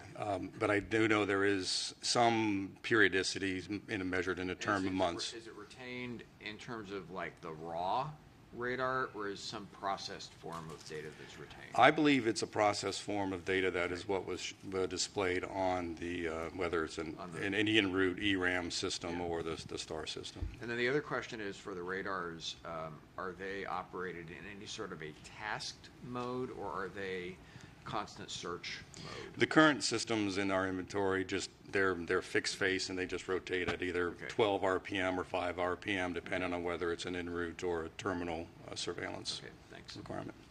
All right, next question. Yes. Mike, forgive me if you mentioned this earlier. You said, I think you said 3 to 5 reports per month. Per month. Out of how many? That is 3 to 5 reports per month for all of the controllers in all of the U.S. So there's a process by which if they see something and they want to report that, they can go to report that to the den, we call it, but report, hey, I saw something, I don't know what it was. So that's 3 to 5 per month across the entire, 14,000 controllers per month. So, 45,000 operations any given day, 30 days, however many days in a month, it's a very small percentage. Can you describe actually about this? How do you encourage to report? Do you feel like the stigma on UAPs is impairing the reporting? Do you feel the reporting is biased? I'm not aware of I'll answer it this way. The process by which UAP is reported is part of the air traffic controller order. So basically, the air traffic controllers are allowed. It says, if you see something, here's a process by which the procedure by which you would report it. Other than that, I'm not aware of any specific stigma or limitations, and I'm probably not in a good position to speak to that. Other than there is that process, and that is the process that we use, and is what represents those numbers I talked to. And if I may have, I had a question prior to this one. How do you decide the sites where you deploy? You saw the map, and it has some very good coverage on the coastal areas. There were some areas of lack of coverage. Yeah. So if you go back one slide from what's presented here, what you'll see is in the eastern half of the U.S. there's a lot better coverage, but that's because there's a lot more population in the east, and therefore a lot more airports. And these systems are historically sited at the airports in support of those airport operations. To the west, obviously, less dense and fewer systems. Now, that's from an ASR, the short-range radar perspective. The long-range radars are pretty much equally spaced in order to provide the maximum coverage from a homeland defense and security perspective, as well as with higher altitude flights, the en route cruise phase of air traffic control. Warren. Mike, first, thank you and the FAA for coming to share this information with us. Second, can you speak to a little bit of the filtering techniques that we use? So with respect to, I know Walter had a question about the raw data and process, but can you just talk a little bit about, we actually aren't trying to detect everything. That's actually a very good question and a very good point with respect to what we can and cannot see. So there are, the closer to the ground you point a radar, certainly you can get lower elevations, but you also start to see the effects of trees and other ground-based clutter, as we call it, that starts to interfere. So we have great ability to detect a lot of things, but from an FAA mission perspective, our desire is to find that sweet spot of seeing everything to as low an altitude as we can to maximize our mission around safe operations of manned aircraft. Now, to pull that thread just a little bit further, there's also limitations with respect to biologicals or insects and dust and things of this flavor that most aircraft fly above a certain speed. So we typically will have filtering settings on our systems to get rid of the stuff that really is leaves or insects or things of that nature, so that we provide as clean a display for the controllers. So there are specific settings that we can adjust, and it's been learned over many years to perfect those, what we call optimization of those kinds of filters, to get rid of what is not a manned aircraft, not an aircraft, and provide as clean a display for the controllers as we can. Yes? Yeah. Please. Thanks. Thank you. Thanks for the presentation. Would it be, kind of following up on what you said, Warren, would it be possible to collect the raw data and to save that? Because if it would be possible to do some calibration after the fact that Sean was mentioning, for example, you might be able to capture other phenomenology. Is that possible?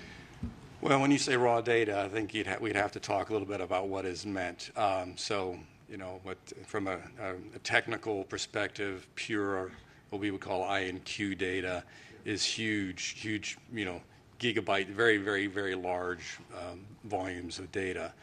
That would probably be cost prohibitive, and we certainly don't do that today. There are, again, we do record data, but it is effectively the data that has been through some form of these processings and these filterings. We do that today, but it certainly, with enough time and money, we could certainly collect that data, and I think it would be we'd have to look at the challenge of how we would go about modifying the systems or introducing new ways to collect that raw data as you described. Certainly it's feasible, it's possible, but it's not without technical challenge. One other question on the Yes. 184 balloon flights daily. Are those characterized, or you just know they do that and then they just end up where they are? So under the balloon, I'll call it Part 101, the regulations for balloons, there's very specific requirements. So for National Weather Service, before they release those, they'll contact the local air traffic facility. They're going to say, here's what time I'm going to release it. And when they release it, they have tracking. and they provide that tracking to the air traffic control facility throughout the flight of that particular balloon. There are commercial balloons that are also launched, but those for the most part, as I understand it, they actually transmit their GPS position in support of where they're flying, so as to ensure they're not interfering with air traffic, and to ensure the air traffic controllers are aware of where those balloons are operating. Yes, ma'am. So we've talked about reporting the 3 to 5 per month from air traffic control, but what about from the non-cooperative surveillance? Has there been anomalies from the sensors themselves? And if so, what is the process for that? I'd say the FAA mission is not around anomalies with the non-cooperative sensors themselves. So as we build an air traffic control picture, we have both the non-cooperative systems, which detects the target. We have a cooperative system that also detects a target, and we will tend to merge those targets together.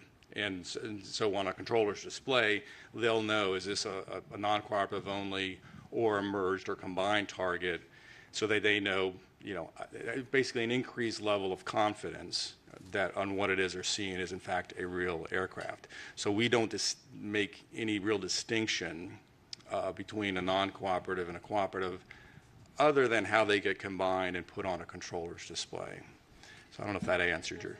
Unregistered flight? So like a GA flight that is flying visual flight rules, those will just be picked up by if they're not equipped with a cooperative avionics, those would just be picked up by the non-cooperative system if they happen to surveil where that aircraft is flying.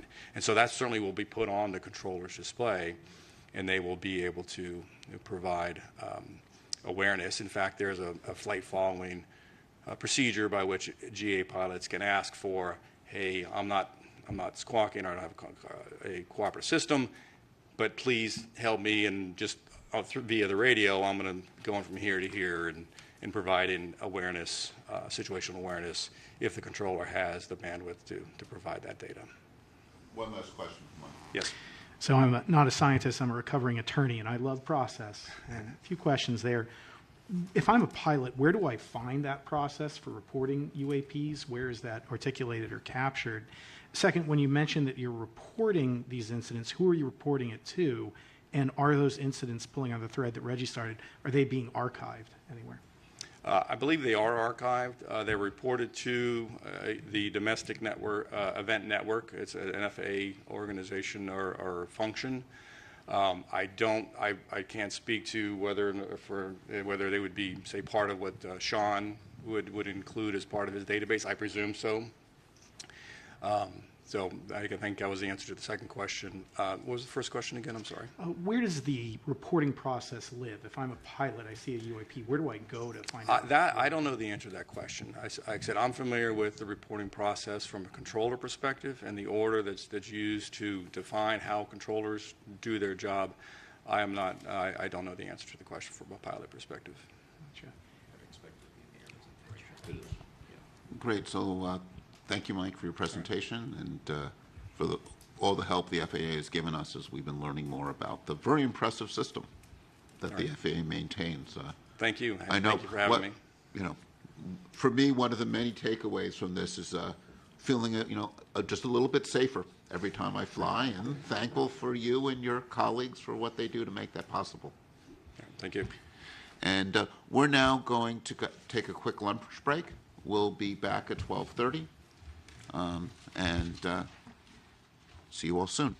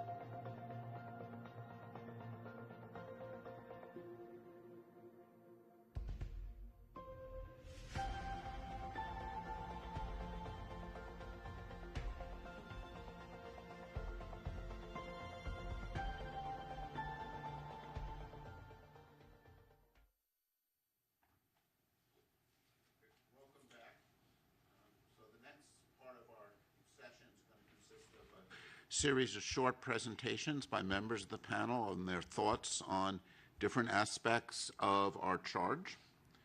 And the format is we're going to have them come up to the podium and speak.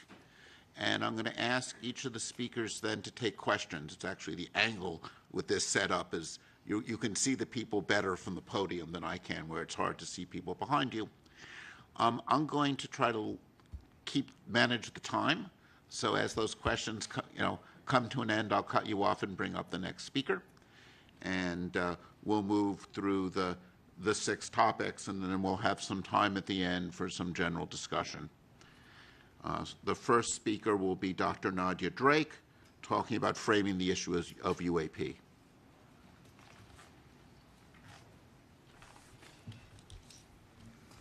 Hello, and welcome back from lunch, everybody, and a welcome to those of you watching us virtually. I'm Nadia. I am a scientist by training.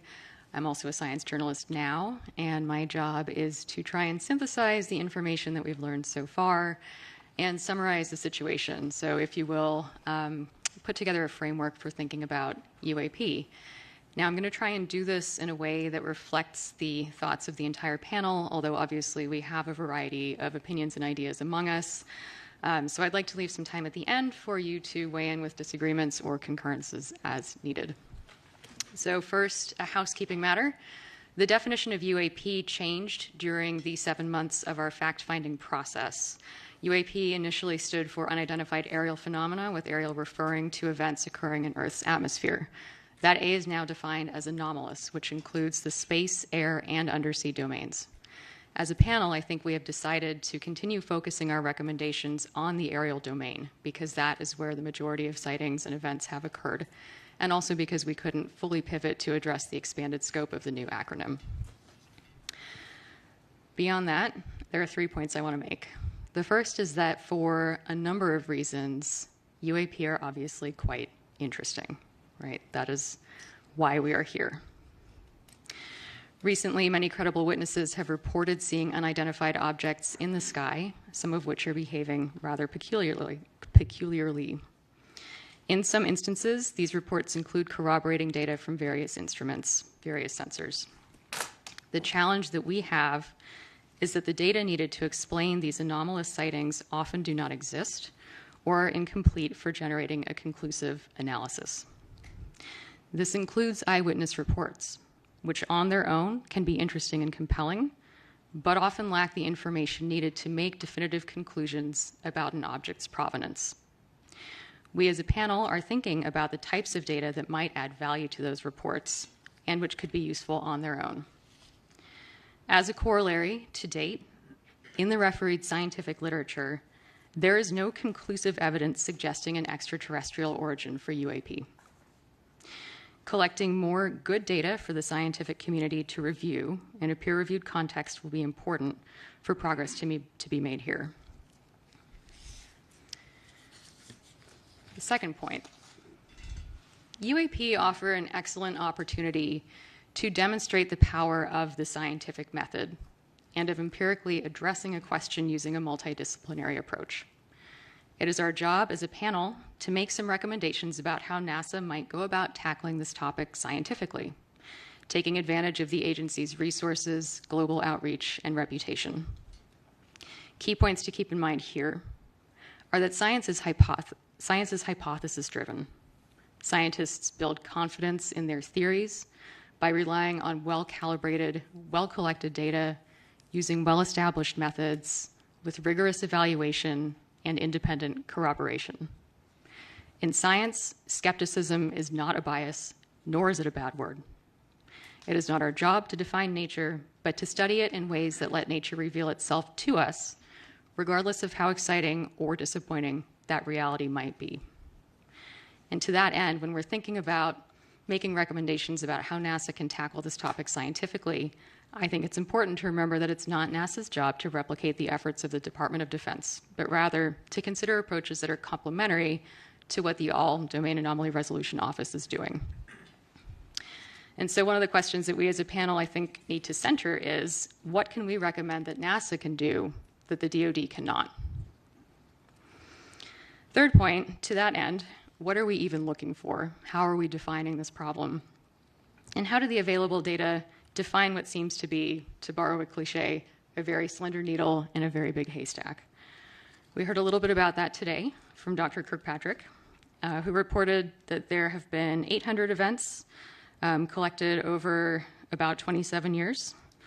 And between 2 and 5% of those events display signatures that could be anomalous, defined as anything that is not readily understandable by the operator or the sensor, something that is doing something weird. Mr. Free and some of the experts on our panel have defined the background on which those events exist, the amount of stuff in the sky at any given time, like so. On average, FAA air traffic control handles 45,000 flights per day in U.S. airspace, with 5,400 aircraft in the sky at peak time. Worldwide, on average, there are about 1,600 weather balloon launches per day. In the US, there are at least 184 of those balloons launched, and that doesn't include private companies or research flights. There are about 1.69 million recreational or model small uncrewed aircraft systems, and an additional 880,000 drones are registered for commercial use. And these are not controlled by air traffic control, and they are not scheduled flights. So that's our challenge. So when making recommendations as a panel, I think we need to look at what kind of imprint we want to leave. What does the situation look like 5 years from now? What does it look like 10 years from now? Why are we making these recommendations? We heard a little bit about this morning from both Mike and David, who noted that many discoveries in science are rooted in initially unexplained and bizarre phenomena. So by carefully scrutinizing the sky, or however we end up defining our search space, and by collaborating across disciplines, we are likely to learn new things about our planet. That's a fact. And that's the commensal science case we might want to consider when making recommendations here. All right. Does anyone have thoughts? Questions, thoughts, comments? Carlin. I guess I want to challenge a little bit. We changed the A from aerial to anomalous as the legislation required, but I'm not sure we precluded anything beyond the aerial for this panel, and so I've just raised that as a question for us, even though mostly what we've seen, and I think NASA's mission space would be more the aerial. I agree with you, and I think that is a parameter that we need to define as a panel. Yeah, I'll just quickly jump in and echo some remarks I made this morning that, yes, the A changed from aerial to anomalous, but it's also accurate to say that the preponderance of events are in the aerial domain. That being said, your panel scope has expanded outwards, and I think we'll hear a little bit from David later on that very subject. I mean, I think anomalous, people often think about it as going down, and including ocean. But I think what's very relevant for NASA is going out, right? And, looking at things in our solar system. And I think in some sense, I think there's certain responsibilities in, when we look at airspace, there's FAA responsibilities, there's DoD responsibilities. As you get further and further away from the Earth, eventually it's all NASA. Once you get out, towards the, certainly much of the solar system and out to our galaxy, that's all NASA. And when we start, thinking about things like, and this will be, David will get to this, observations beyond the Earth's atmosphere. I think this change in language lets us also think about outward, further out in the solar system as well. Good, yeah. Other thoughts? Great. Did I summarize everything totally accurately? Awesome. Excellent. Okay. Thanks, everybody. Paula.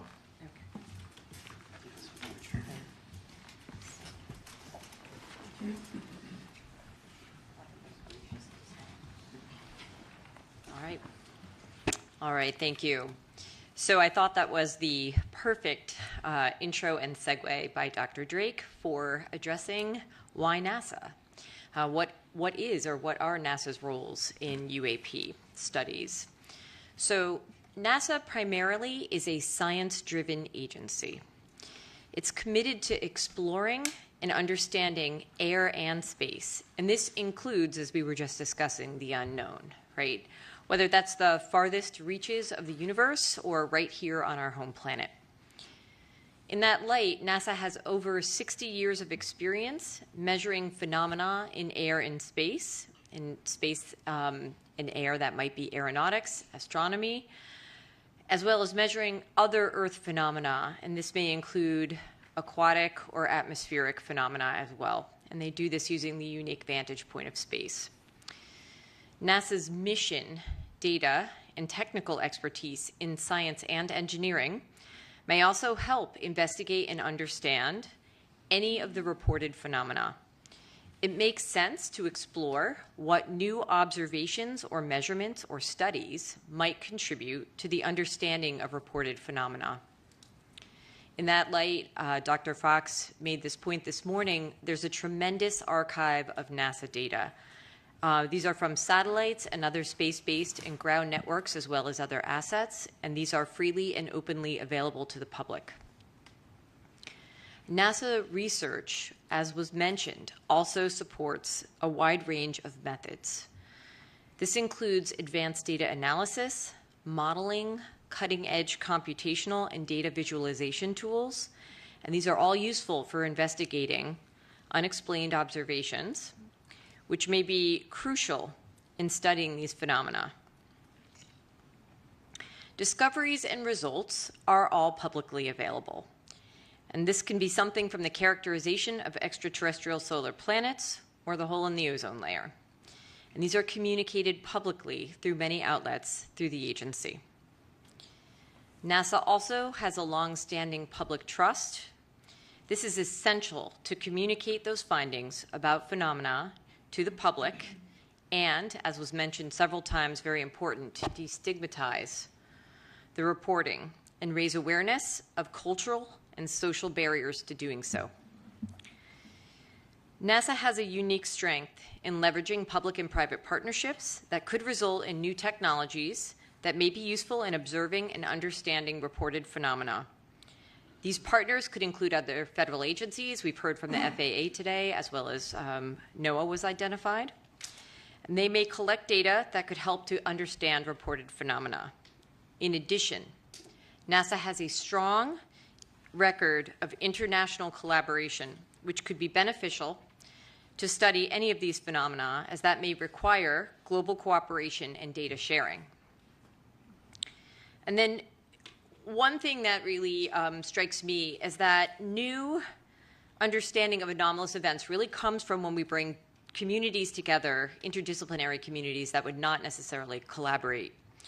And in my world, that might be biological and physical oceanographers, and I tell people to think a little more broadly. What if we brought together astronomers and earth scientists like we did on this panel? So those interdisciplinary research teams, as well as citizen scientists, could explore historical and current NASA and partner data for events, or more importantly, for environmental conditions around the time of reported events. And this may help in our understanding.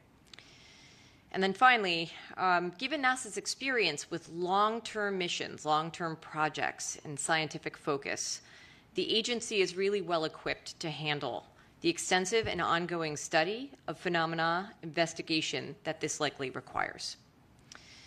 So hopefully that gave you some thoughts as to why NASA. I don't know if any of my fellow panelists agree or disagree. Discuss. Yes. Paula, thank you. So NASA has a great visibility in the community, and UAPs are obviously of great interest to a very diverse range of people. So can you speak a bit about the opportunity that this provides for NASA to expand, the knowledge of the understanding of the scientific method? Yes. So it's a great question. There are multiple opportunities I think UAP present. The first, as I mentioned, I think is to bring together interdisciplinary research teams and scientists and citizen scientists to really take a look at, with an objective and perhaps unique eye, what the NASA Data Archive actually means. Blend in the partnerships, a renewed partnership that's at the federal, the international, and the private level, right? So I think there are any number of pathways that people could pursue that could be really advantageous for helping us to understand what's happening with any reported UAP. The questions? Thank you, Paula. This is Jelly Wright. Actually, my question and comment actually goes to both you and Nadia. Dr. Kirkpatrick gave us a definition of anomalous that it was not readily understandable to the operator or the sensor. And from the NASA's perspective, for our panel, I think we have to consider a broader definition if we're talking about citizen science. Mm-hmm. And I'm curious of how we incorporate that, especially within the communication avenues that we were just discussing. It's a good question. Not all data in an archive are user-friendly, right out of the gate. But I think NASA does an excellent job making things like quick look or browse products available. You can go on the NASA website. You can look at different aspects of different things that the agency has in its mission to study. And I think, if nothing else, people have become a lot more in touch with their surroundings and their environment and the changes happening there. And so I think there's probably an opportunity for people to maybe not become overnight experts in how to process satellite data and use it for basic research in a complex fashion. But there are ways to utilize those data to look at your environment if you think you've seen something or you wish to report something. So communication, engagement in the public, I think, is a really important part of the destigmatization, for sure. Nadia, I don't know if you have anything to add. I was struck by the phrase "not readily understandable." I felt like that was actually doing a lot of work. So I think for our purposes, we probably want to come up with a slightly more specific definition of what anomalous actually means. Yes. Yeah. Okay. Good. Thanks. Federica, you're up next.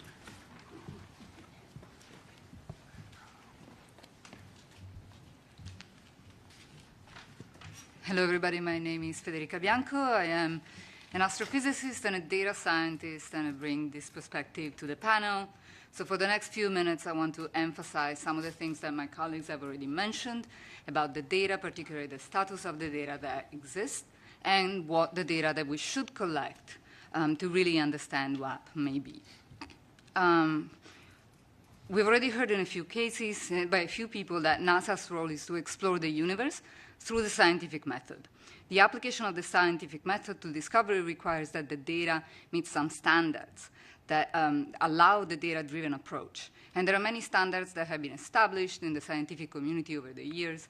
I can mention one, for example. It's called the FAIR standard, where FAIR stands for findability, accessibility, interoperability, and reusability. The current status of the data about UAPs does not meet these standards. The data collection is inconsistent, it's inhomogeneous, it's uncalibrated, the data are poorly documented and largely incomplete. They're also not systematically retrievable, which poses a problem in automation of the analysis. So WAP could benefit from data science and machine learning methods, from artificial intelligence that is developing at a rapid pace. But machine learning and AI cannot be applied until the data meet these standards. Even to study a single event currently requires a significant lift in retrieving the data and the metadata that may or may not be available. And this lift is at the moment entirely person-powered, which means that it cannot be automated to apply machine learning methods. Organized repositories need to exist to enable the automation of retrieval of the data and the metadata, and this is a necessary premise to enable the systematic scientific approach to the study of UAPs. Anomaly detection is a well-developed, although notoriously hard discipline, and which has seen tremendous advances recently with data science and machine learning. Usually, this means detecting rare and unusual signals in a complex that is noisy and rich with phenomena that we know. So there are two general approaches to anomaly detection in the scientific community. One is the following. If we know the signal that we expect, we can model it, and we can simulate it and maybe inject it in our data. So we can develop methods that are specific to finding those exact signals or signals that are similar to those. And we might be able to conceptualize signals coming from physical systems that respond to the laws of physics as we know them, but we cannot comprehensively produce all possible signals that could relate to or explain UAPs. So the alternative approach in detecting anomalies requires a thorough and deep understanding of what is normal and usual to tease out what is unusual and unlike the rest. These methods typically fall in the realm of what we call unsupervised machine learning. What is usual, maybe the balloons, the aircrafts, and a wealth of natural phenomena that we have heard of. And what is unusual, what is an anomaly, means anything in there is not consistent with the way in which those things look in our data. Once the anomalous signal is detected, it can be studied in more depth, either through the discovery data itself, but that may not be sufficient. So then we may need to collect additional data to study these anomalies. And this is something that in astrophysics we typically refer to as follow-up data. This can be very hard, especially if the phenomena that are anomalous are also ephemeral in time. So you have to promptly respond to the detection and set up follow-up observations. It's an extremely hard game, but it's something that is seeing a large development in astrophysics in recent years with the study of anomalous detections in the universe.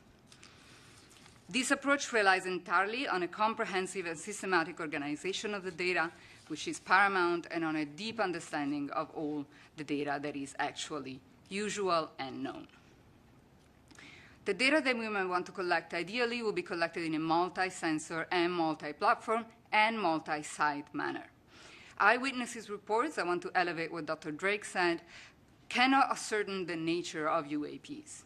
However, they should be considered because they may contain important information, for example, persistent sighting locations or seasonality.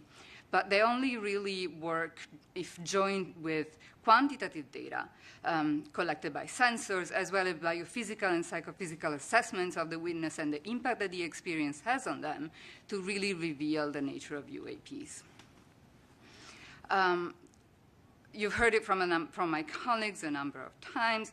The data needs to be collected by sensors that need to be calibrated or calibratable. So we need to collect not only the data, images, sounds, spectral characterization of what we see, but metadata. The sensor type, the brand of the sensor, the noise characteristics, time of the acquisition, instrument sensitivity, as well as information about the circumstances of the data collection, for example, temperature, or the location, or the conditions in which the sensor is at the time of collecting the data. The data should be collected simultaneously by different platforms, ideally in different locations in a multi-sensor system. So some of the data that we may want to collect are images, but also temperature, sound recording, spectral data emissivity that tells you the color in a very fine grid, as well as monitoring the motion of objects, which has been very important to identify what we have seen as UAPs that have been reported. Much of this certainly can be achieved with professional-grade infrastructure, and both new and existing infrastructure to do that, such as astrophysical and geographical observatories, both on the ground and satellites. Some modern observatories in particular are designed for the detection of time anomalies specifically, as well as for the detection of objects that move rapidly in space, near-Earth objects, asteroids, meteors, etc. So those could be leveraged for the study of UAPs. There is also some effort ongoing in the developing of facilities that are specifically designed to detect UAPs, and many of those comply with the characteristics that I just described. This level of information, though, can also be obtained by the public. We could crowdsource the data collection if a platform to crowdsource exists that supports the collection of data and metadata and the transmission of data and metadata. And we think that NASA might be able to play an important role in the development of this platform. To echo what Dr. Bontempi said, NASA has a wealth of experience in coordinating scientific studies, efforts across discipline and domains, serving as a bridge between communities in interdisciplinary studies and studies across different countries. All of these can be supported, all of these can be leveraged to support the work of the other agencies in the identification and explaining UAPs. NASA also has a really important experience in data curation.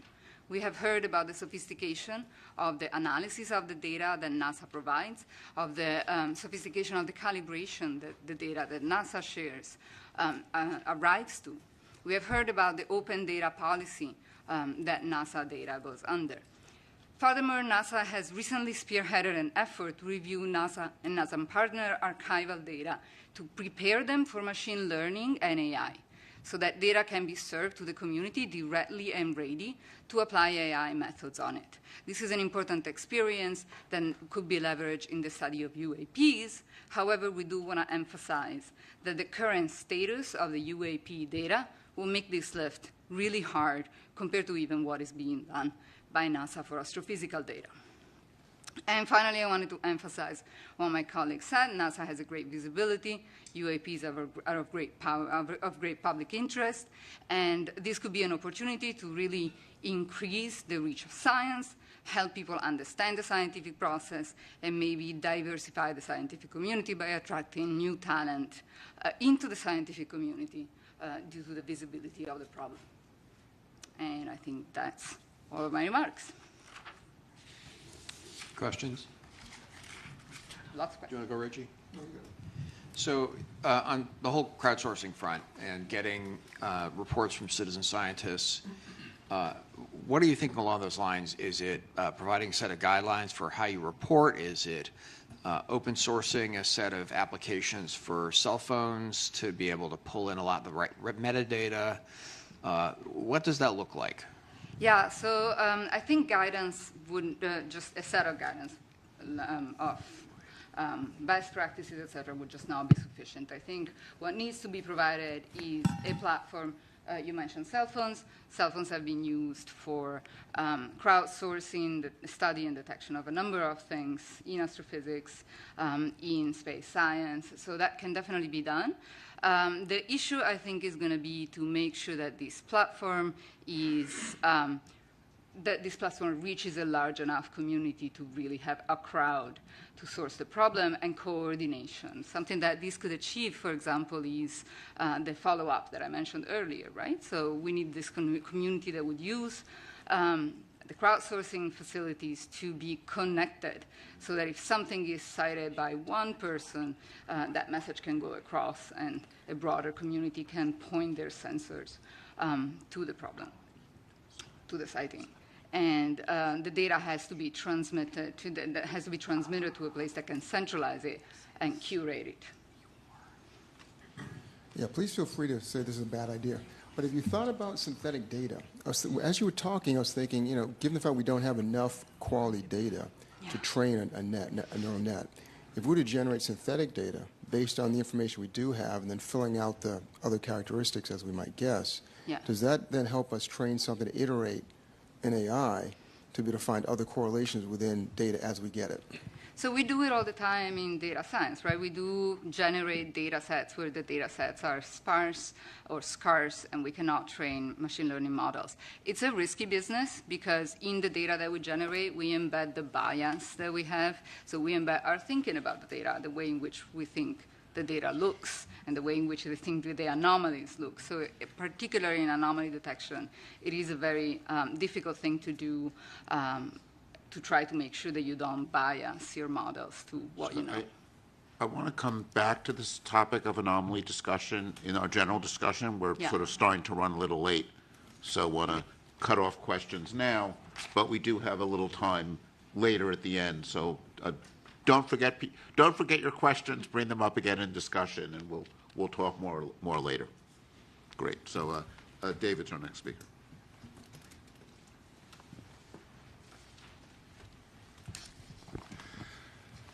All right, good afternoon. My name is David Grinspoon. I'm a planetary scientist and astrobiologist and I'm going to talk for just a couple of minutes about how observations beyond Earth are relevant to our study of UAPs.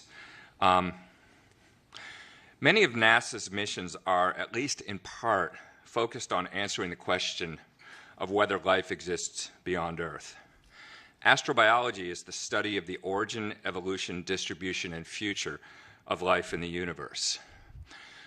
As part of this, we consider how to search for biosignatures, observations we can make of other planets which might betray the presence of life. So we look for things like anomalous gases in the atmospheres of planets and other anomalies which may possibly reveal the presence of life. When we discover such an anomaly, we don't conclude that we've discovered life. We seek more data to understand what we're seeing, and often this leads to other new discoveries. Similarly, we can talk about looking for technosignatures, observations we can make which might reveal the presence of technological activity somewhere else. NASA is also supporting some research studying technosignatures. While there is at present no evidence we're aware of suggesting an extraterrestrial source for UAPs, these existing NASA programs are relevant to the question of UAPs in at least two ways. First, researchers in astrobiology and SETI, the Search for Extraterrestrial Intelligence, have focused for many years on techniques and methods for identifying anomalous signatures and determining if they have mundane natural explanations, as opposed to revealing unknown biological or even technological activity. The SETI community has expertise and methodologies for determining whether a potential technosignature is in fact a natural phenomenon or misinterpreted terrestrial technology. When a possible technosignature is observed, we ask, is it a real signal? Is it a known or unknown natural phenomenon? Must it be technological? Is it known terrestrial technology?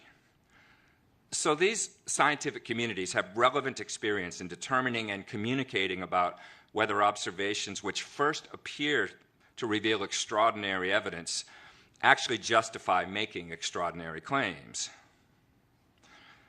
Second, if we do acknowledge an extraterrestrial source, however unlikely, as one possibility for UAPs, then these objects must have traveled through the solar system to get here. Within the scientific community, there's a widespread, but by no means universal belief that there are extraterrestrial civilizations. And we have a well-developed rationale. There's a lot of literature for discussing this, which I won't go into now in the interest of brevity, but it has to do with the vast numbers of exoplanets and the timescales of evolution and the possibility of convergent evolution on different planets leading to somewhat similar outcomes.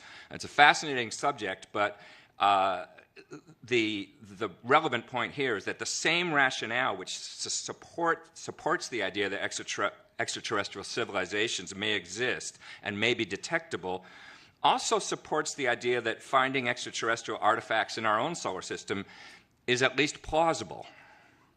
NASA is the lead agency for solar system exploration.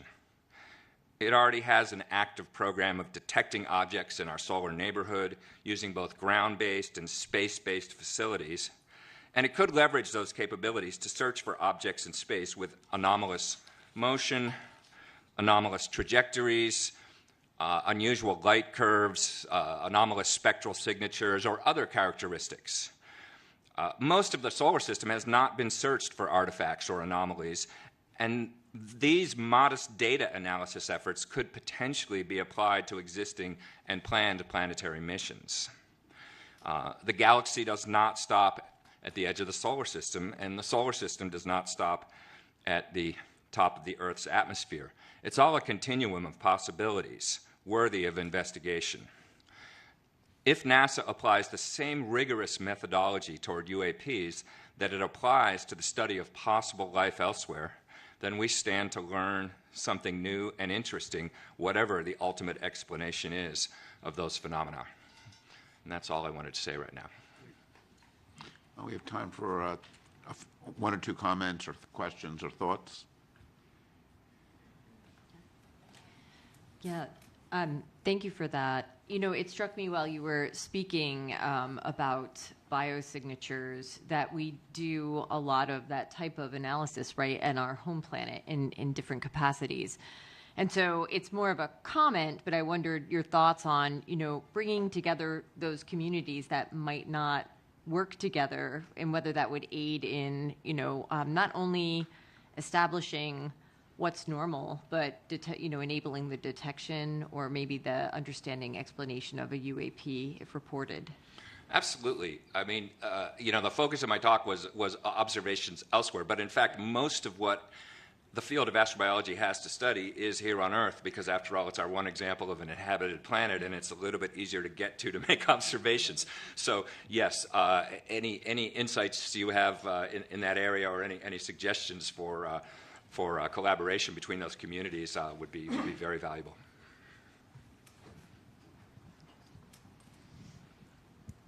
So, of course, NASA hasn't been researching the technosignature field for very long, and there's been a stigma with technosignatures for many decades. Are there any lessons learned we can impose from the technosignature and the SETI community to the UAP in solar system studies? That's a really good question. I guess the immediate thought it sparks in me is that, technosignatures were kind of treated, kept at arm's length for a long time by NASA because of stigma, and ultimately can't be kept away forever if you are an agency, curiosity-driven, trying to understand the whole universe. You have to move beyond stigmas and just try to honestly look at whatever evidence there is. And so I think in that broad sense, the same lesson ought to apply to UAPs. As someone who has been working in astrobiology and data sciences for some time now, it strikes me when both Dr. Bianco and you talked that the differences that seem to me between biosignatures and technosignatures fields and the UAP field, again, relies on the data. So biosignatures and technosignatures, they have very well-standardized data sets. They have been collecting data sets for some time.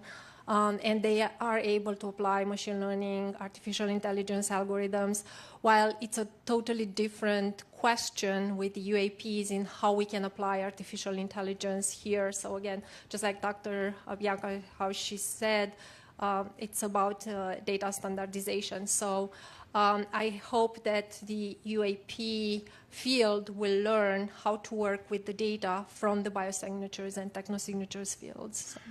Yeah, that's a good point. The one point I'd push back on a little bit is whether technosignatures has a lot of data in that sense. The one part of technosignatures, which is looking for signals from radio and optical and that sort of thing that's been associated with SETI for a long time. You're right, there's a lot of data there that we've been collecting. But the term technosignatures is sort of newly being adopted, and it in a way, it reminds me of the distinction we heard from the FAA about a cooperative and non-cooperative. That with technosignatures, we're looking. There's more of an emphasis on finding technology that is not necessarily intended to signal us, but just sort of doing what technology does and finding ways to, so it's not looking for signals as much. And in that domain, we have not necessarily been collecting information for that long. But your point is well taken, that there are lessons learned from certainly the astrobiology and the sort of classical SETI field where we've had a lot of data, and we could look at how that is analyzed and try to collect the data for UAPs that will be amenable to that same sort of analysis. Great, thank you. Carlin's next.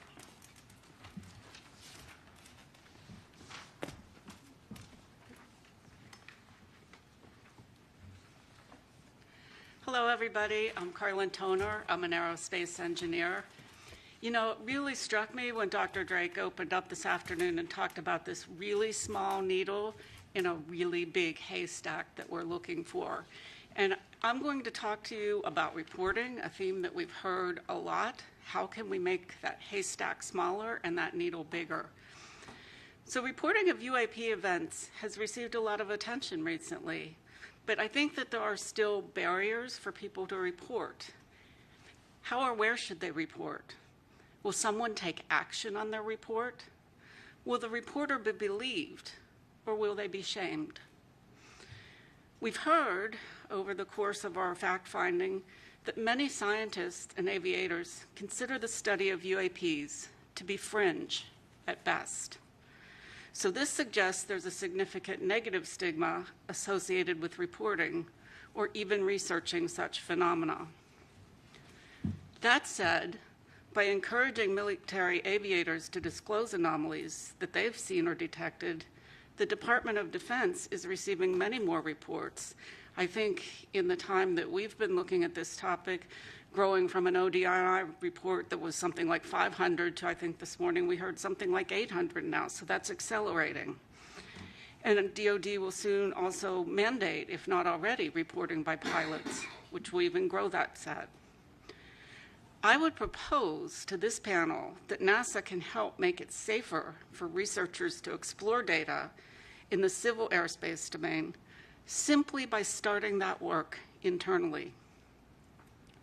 NASA could look at how civil anomaly data is shared, study how to incentivize reporting, assess the possibility of crowdsourcing data, which I think we've heard a bit about this afternoon, or sponsor and participate in conferences on UAP detection. Our team has really only seen, I'd say, a few unclassified images of UAP, which lack the contextual data that's needed to understand their true nature. And I believe we've heard a single firsthand account from a former military aviator. So one of my colleagues, Josh, has an example to show just why it would be important for NASA to also help shape how the data and information is reported.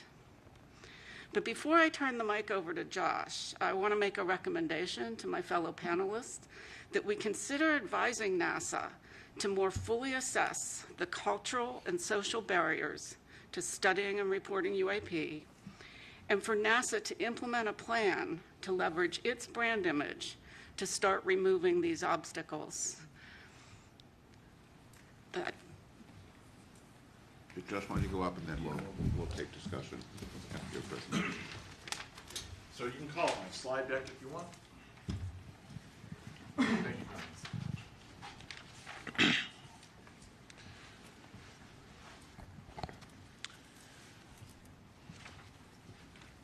So it's not the charge of our panel to evaluate UAP evidence, but part of our statement of task is to assess the scientific analysis techniques that are available. You don't have to start it just yet, and how we might use them to determine physical constraints on UAP. The UAP reports with the most detailed contextual information are the ones from the Navy aviators, and they're using a combination of ranging and infrared imaging information. And for these cases, we can directly calculate critical parameters of a UAP, such as altitude and velocity, under certain assumptions. And it's, the main point I want to make here is that this multi-sensor approach is absolutely critical to charting a path forward for UAP investigations, and that pertains to NASA as well. So I'm going to provide one example here just to illustrate the crucial role of science and scientific analysis, and the role of scientific analysis to avoid misinterpretation in some sense. Next build. Just hit space. Yeah, okay, so this is, this video was recorded by pilots deployed from the aircraft carrier USS Theodore Roosevelt in 2015. The example has been given the nickname Go Fast because it gives an impression of an object moving very rapidly against the ocean surface. And the question is this impression correct? And if not, what can we say quantitatively about what that object is doing in kind of Earth-centered coordinate system? Fortunately, the information needed to determine the altitude and velocity of this object is contained on the display. So go ahead and next. And this includes the elevation angle of the camera, the azimuth angle of the camera, the target range in nautical miles, aircraft altitude, the time reference in seconds, indicated airspeed in knots, This information in this video in particular has been discussed quite a bit on the web. So let's begin with the object altitude. Next, please. So knowing the jet's altitude and the bearing to the target, we can apply basic trigonometry to figure out where that object is in altitude space. And it turns out to be, provided the range information is accurate, which can have some uncertainties associated with it, but the object appears to be at about 13,000 feet. An important aspect of this here is that it's sort of midway between the jet and the ocean. So it's the ocean that looks like it's right behind it is actually 4.2 miles away. And this is our first indication that some or most of the motion that we observe, the apparent motion of the object, is in fact due to the rapid motion of the sensing platform, which is about 430 miles per hour in this case. But we don't have to guess about this. So we have enough information on this display to actually reconstruct the encounter. Go to the next slide, please. And so this is what this is. This is using additional information on the screen, including the time axis. And so we know that this aircraft is banking about 15 degrees left, and you can compute through a simple calculator the approximate radius of curvature of the flight. And the bottom line is, I won't go into detail here, but if you can get the bearing and range to the target at two locations with known separation in time, you can figure out how far it moved. And in this case, this object moved about 390 meters in 22 seconds, and that corresponds to a velocity of just 40 miles per hour. And so that's a velocity that's consistent with wind speeds at 13,000 feet. So it's not our task to conjecture what this object is, but it's an example that illustrates the type of data needed to determine critical parameters that will help us identify such objects going forward. In addition to the importance of quantitative analysis, this example also serves to illustrate the kind of cognitive bias we have to contend with for UAPs recorded from unfamiliar perspectives. And Sean Kirkpatrick showed another example of that. This is a parallax effect case. Thank you. Any questions? Thanks. Actually, before we have questions, this is actually a good moment. Sean had wanted to comment on one of the questions. If we bring Sean up and then take questions for everybody or more discussion.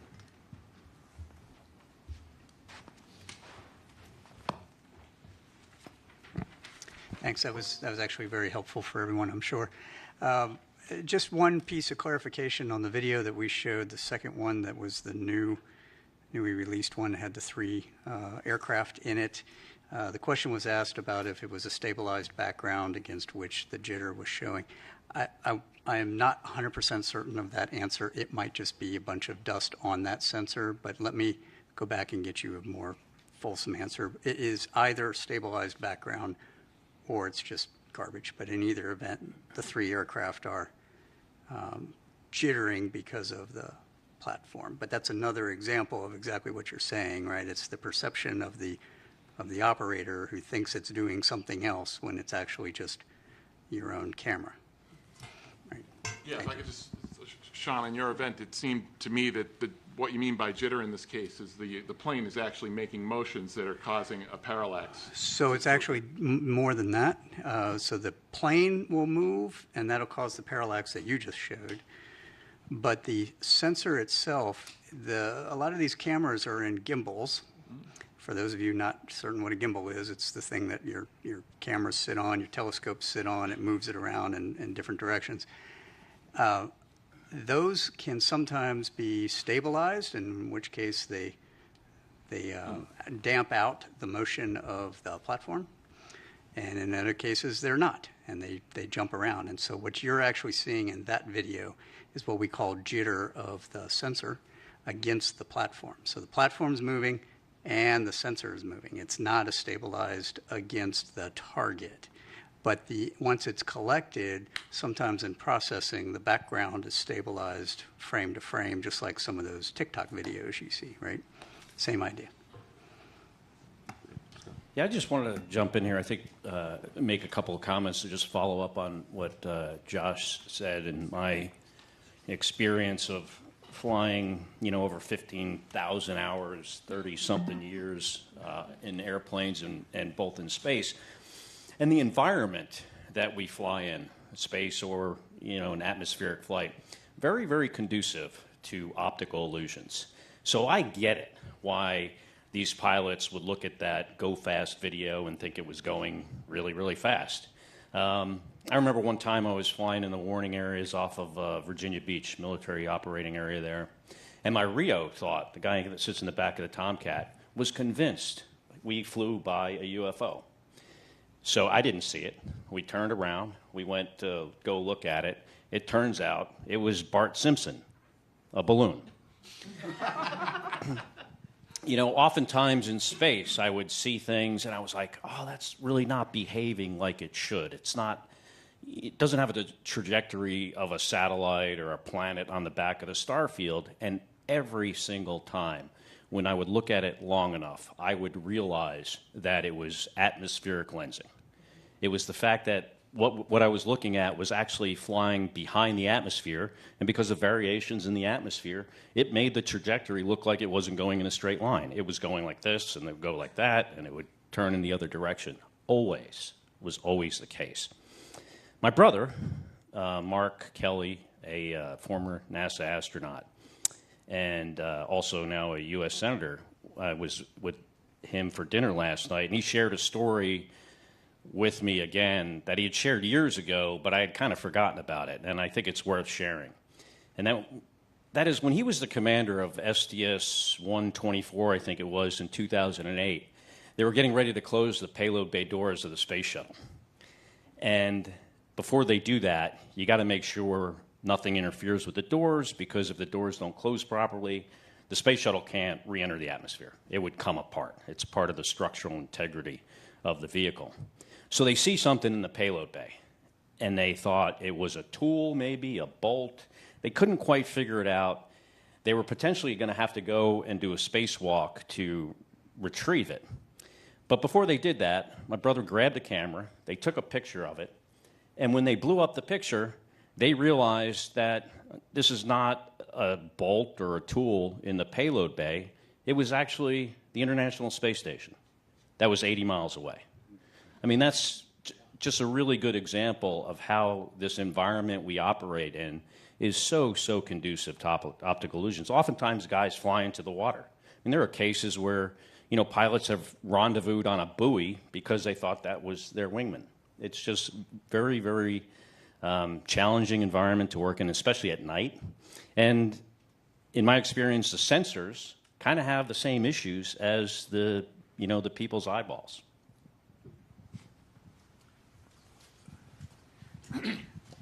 So per what Scott just said, I think we need to take it as an action to investigate unidentified animated phenomena to go after Bart Simpson. I think what Josh and Scott said is very, very helpful and shows why we need multiple sources of data. Were there radar hits? Were there other sightings? Unless we can look at this from a holistic perspective, it's very difficult to draw conclusions. And relative to stigma, and I appreciate the reports that our colleagues gave, I think there's plenty of stigma right here in this building, and I'm sure, Dan, you've suffered from it at times. And I just want to commend Administrator, although he's always be Senator Nelson to me, for his leadership and candidly courage in getting NASA to tackle this issue. And as we look at what Sean had articulated, that what he wants NASA to do, as we look at the recommendations for reporting and how we need to collate that reporting, I'm very concerned that this could be effectively done on an ad hoc basis. And I've been a part of far too many panels and studies that end up sitting on the shelf. I don't want this to be one of those exercises. And we can discuss this further, but I would call for and recommend a permanent office within NASA to support this activity, albeit likely a modest one, but to collate this information, collate that data, to archive the information, and act as the open, forward-facing counterpart to Sean and AARO. I think then we could continue and actually accomplish the reporting, the stigma issues that have been raised, and we could do so in a relatively affordable fashion. Because again, I don't want all of our work to end up being in vain. Good. So now Jen's going to turn to our charge. I am. And you know, as a panel, when we were convened with a set of questions that we were charged to address, we've been addressing them through the topics we've talked about and through things as we've been thinking this through, but we're going to organize the next part of the discussion with Jen presenting these things, and this is also a chance to get into some of the discussion phase, because we can look at each of these questions as the topics that we want to make sure we address as part of the report. Jen. Thanks, David, and I want to thank the panelists all for all of your work, all of the knowledge that I've gained from each of you through this time. I took it upon myself in preparing for today's meeting to draft a statement that answers the 8 questions that we were provided at the beginning of the last summer when the panel was created.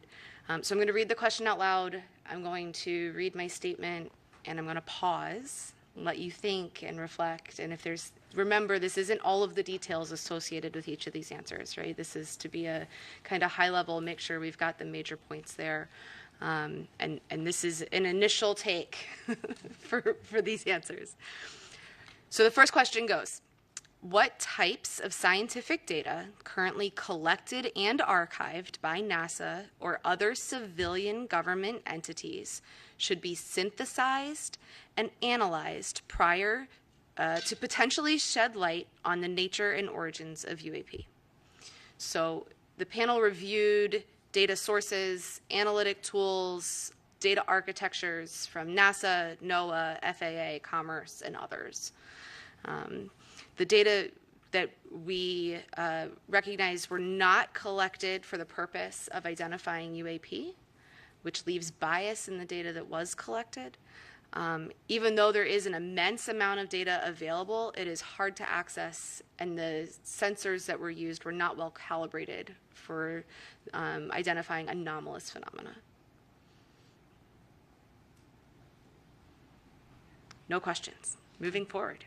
Question number 2. I kind of feel like Jeopardy. What types of scientific data currently collected and held by nonprofits and companies should be synthesized and analyzed to potentially shed light on the nature and origins of UAP?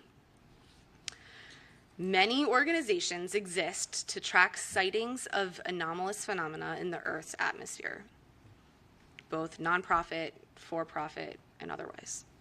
The study panel concluded that much of the inputs collected by these organizations are not considered scientific data in nature, and that they do not contain unbiased information, they're not repeatable, and they typically come with eyewitness accounts, which we've heard even today, that there's hesitations with using only eyewitness accounts to recognize or identify UAP.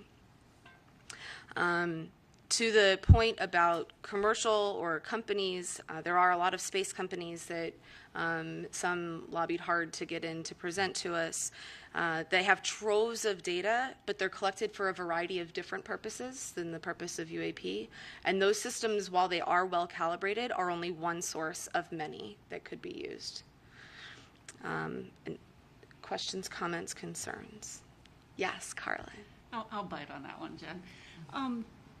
You know, I think your answer is correct as to what we've seen, but where I would go is if we made a recommendation to NASA that, you know, we're really asking them to build a roadmap, and we haven't done a robust cataloging. We've looked at sources, mentioned sources that we think might be relevant, but perhaps a more robust effort cataloging would be a good modest start. That's good. I will, only in slight defense of trying to answer the exact question as posed to the panel, rather than trying to add recommendations at this point. But yes, point well taken. Thank you. Yeah, I mean, I think one of the data sets that we just learned about, heard more about today, and thinking about sort of calibrating things is the FAA data on anomalous, tracking events, right? And I think this is something where if we had, some imaging software, people, citizen scientists with cell phone cameras identify some event that looks interesting, one of the places you'd like to be able to turn is the FAA data. And having, if there is, to go back to, having a NASA responsibility for data, NASA might, has a lot of experience in serving as a clearinghouse for data from across the government for civilian data, right? This is something we do in lots of different areas. And I think there are some opportunities with data sets there, and I think the radar data is one that comes to mind as one we don't want to forget about as an available data set. Yeah, absolutely. Question 3, I think, goes more towards the recommendations of what other types of scientific data should be collected by NASA to enhance the potential for developing an understanding of the nature and origins of UAP. So we've heard now from 2 of the panelists on some of the information that should be collected, or the way that some of that data should be organized in a manner to make it available for people to analyze that information. And the only other thoughts that I had here was really recognizing the difference in the sensor thresholds, right? So we can't always tune a sensor all the way to the resolution that we might need or we might want. And as we collect that data, to recognize for the scientists that are doing those analyses the bounds of each of the systems that they're using. Yeah. What strikes me on that one, when you were reading the answer, the proposed answer, was what may be new, maybe something that's new to NASA in the sense of like a time series, so we can know what's normal, so we can perhaps identify what's not normal or anomalous, right? So I'm not sure to what extent it's like the most unsexy thing to sell on the face of the planet, right, is making consistent long-term observations. But I think that the agency may be set up to do just that for multiple reasons, right? Yeah. Persistent data collection. The agency does that in a lot of cases for astrophysical purposes. So the infrastructure, of course, pointing up and pointing at a different distance, but the infrastructure for collecting this kind of data, organizing it, keeping it, and that does exist. Yeah. And there are, in their defense, a lot of satellite companies that are doing that persistent collection as well. Okay. Question 4, which scientific analysis techniques currently in production could be employed to assess the nature and origins of UAP? Which types of analysis techniques should be developed? So this is a 2-part with what exists today and what should be. So we're looking also at recommendations. Based on the information provided by the presenters to the panel, there are very few credible analysis techniques available that currently exist to assess the nature and origins of UAP. The onset of artificial intelligence and automated analysis techniques give promise to being able to do that in the future. I wanted to add something to that, perhaps, which is that really to design the analysis, you need to know what the data looks like, right? Yes.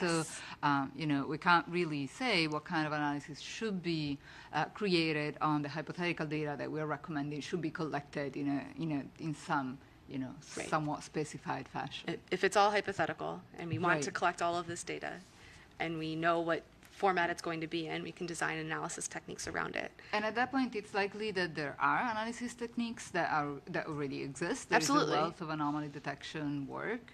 We just don't know which one will be most suitable because the data, as it should be, doesn't exist yet. Correct.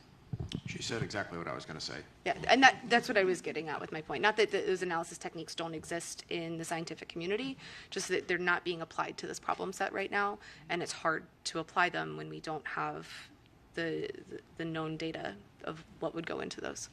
David? Yeah, I think something we want to stress here is the importance of uniform data in the way it's collected, because particularly when you're looking for outliers, if you have data coming from many different observing techniques, right, and just having a uniform set of cameras, a uniform set of detectors, so you understand and characterize them, right? Because this is a needle in the haystack problem, and every camera. I mean, I'd mentioned in the opening session ghosting in optics. Yes. That's going to be different in every different detector, right? And you. Before we get to the analysis techniques, we want to make sure we design the data collection so that the analysis techniques can effectively be used on it. Right. David, can I take a slight issue with that, which is it sounds like you're implying that you need a single way of collecting the data. I'd argue it's really you need to understand the various ways in which you're collecting the data and you're able to cross-calibrate across those different approaches. Because I seriously doubt that there is a single detector.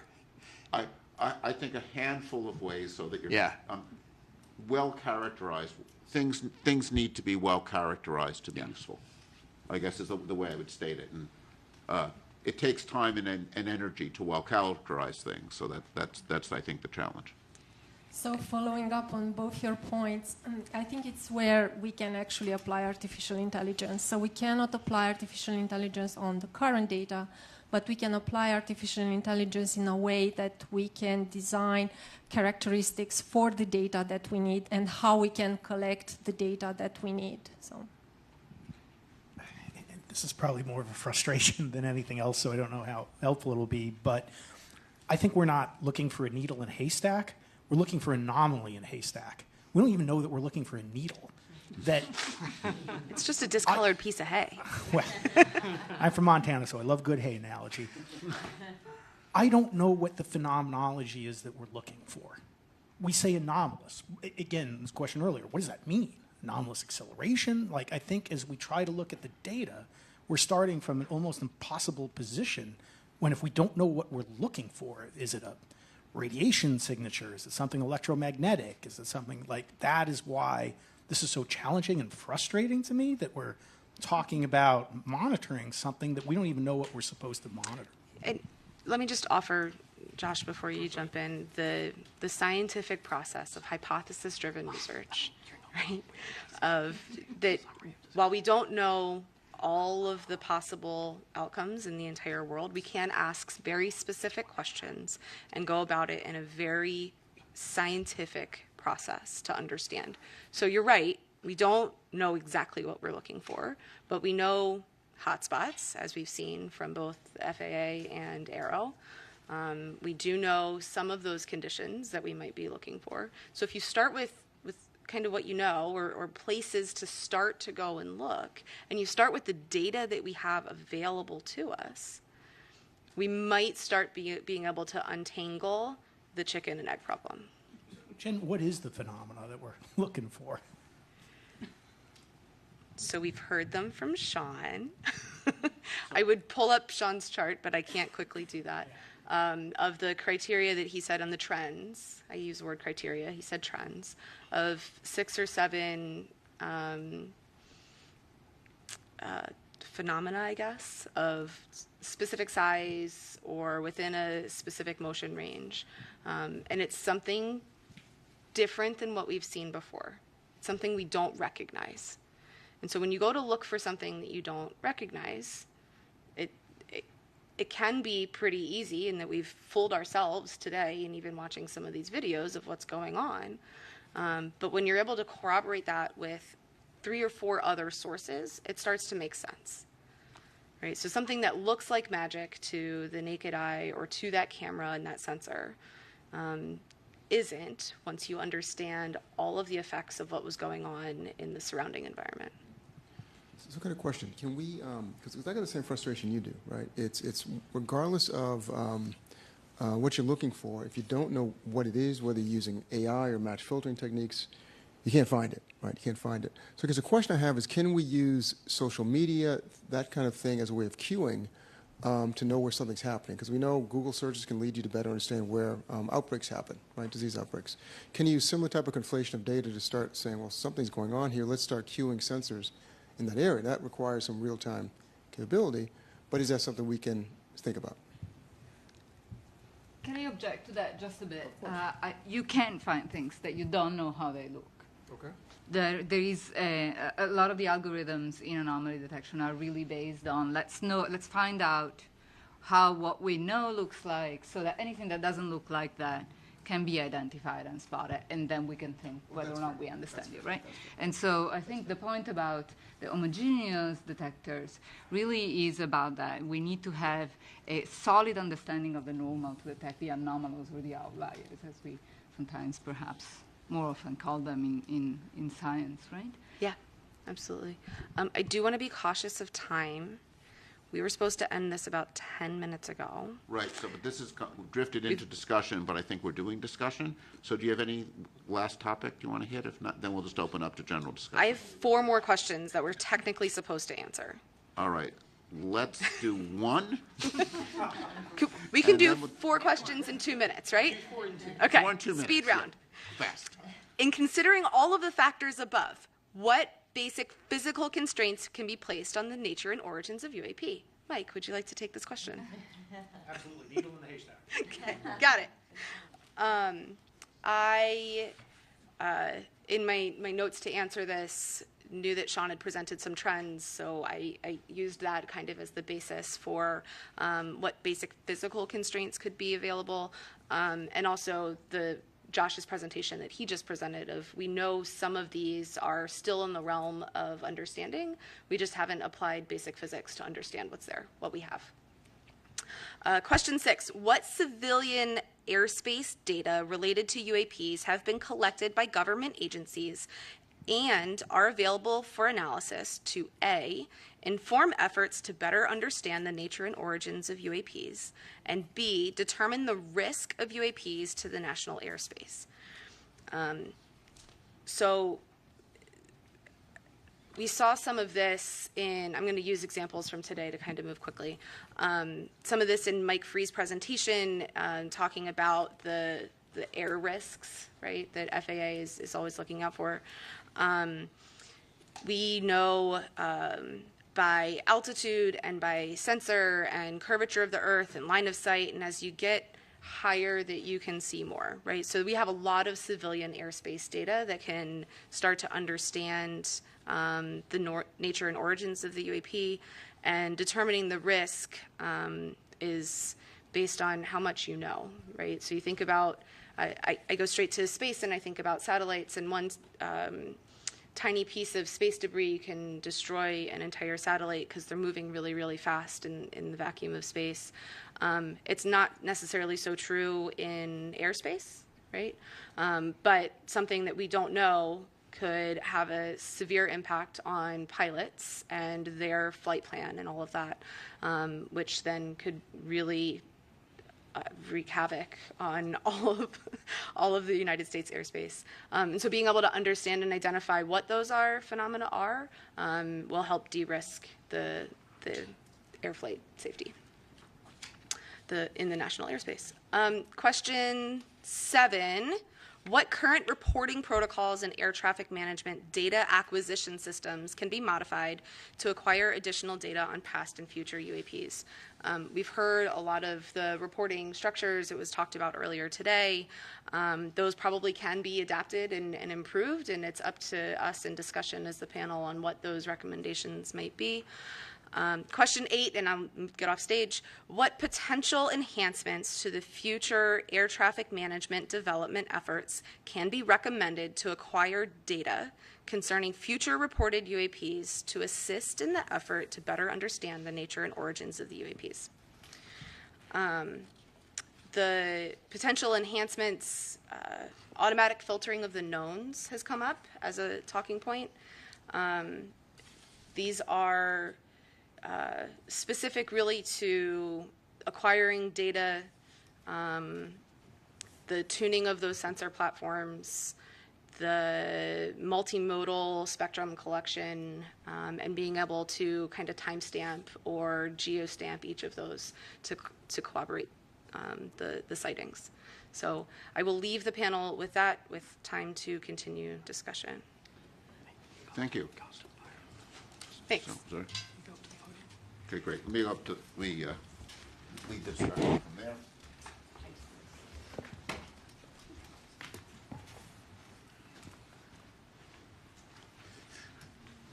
But before I open it up, I just wanted to restate Federica's answer to Mike for hay. If you know the properties of hay very well, and you go through your haystack and say, I don't know what this is, but it doesn't look like hay. You don't need to have a match filter looking for a needle in a haystack if you know hay very well. And who said NASA couldn't speak to Middle America? Now, as a New York City resident, my impression is if you go through hay with you don't want to do it with your hands. But I defer to you on, yeah. You have no choice, but AIML would be good. Yeah, I think AM, yeah. So I want to, in the final minutes we have here before the public session, look to the future. I think a lot of us have looked at the data we have now with a sense of dissatisfaction and say, what data would you want and how would you want to collect it? And just think about, we don't need to design the detectors, but think about the characterization that we'd like, what wavelengths we'd like, and just to kind of throw that out as one way to think about what we might want to recommend. Paula. So one thing that strikes me in that question is that I'm not totally certain that we've dedicated our time and effort to looking for anomalies. I think by default there are some science communities that look for things like the genesis of a hurricane or a harmful algal bloom in the ocean or something in interstellar space.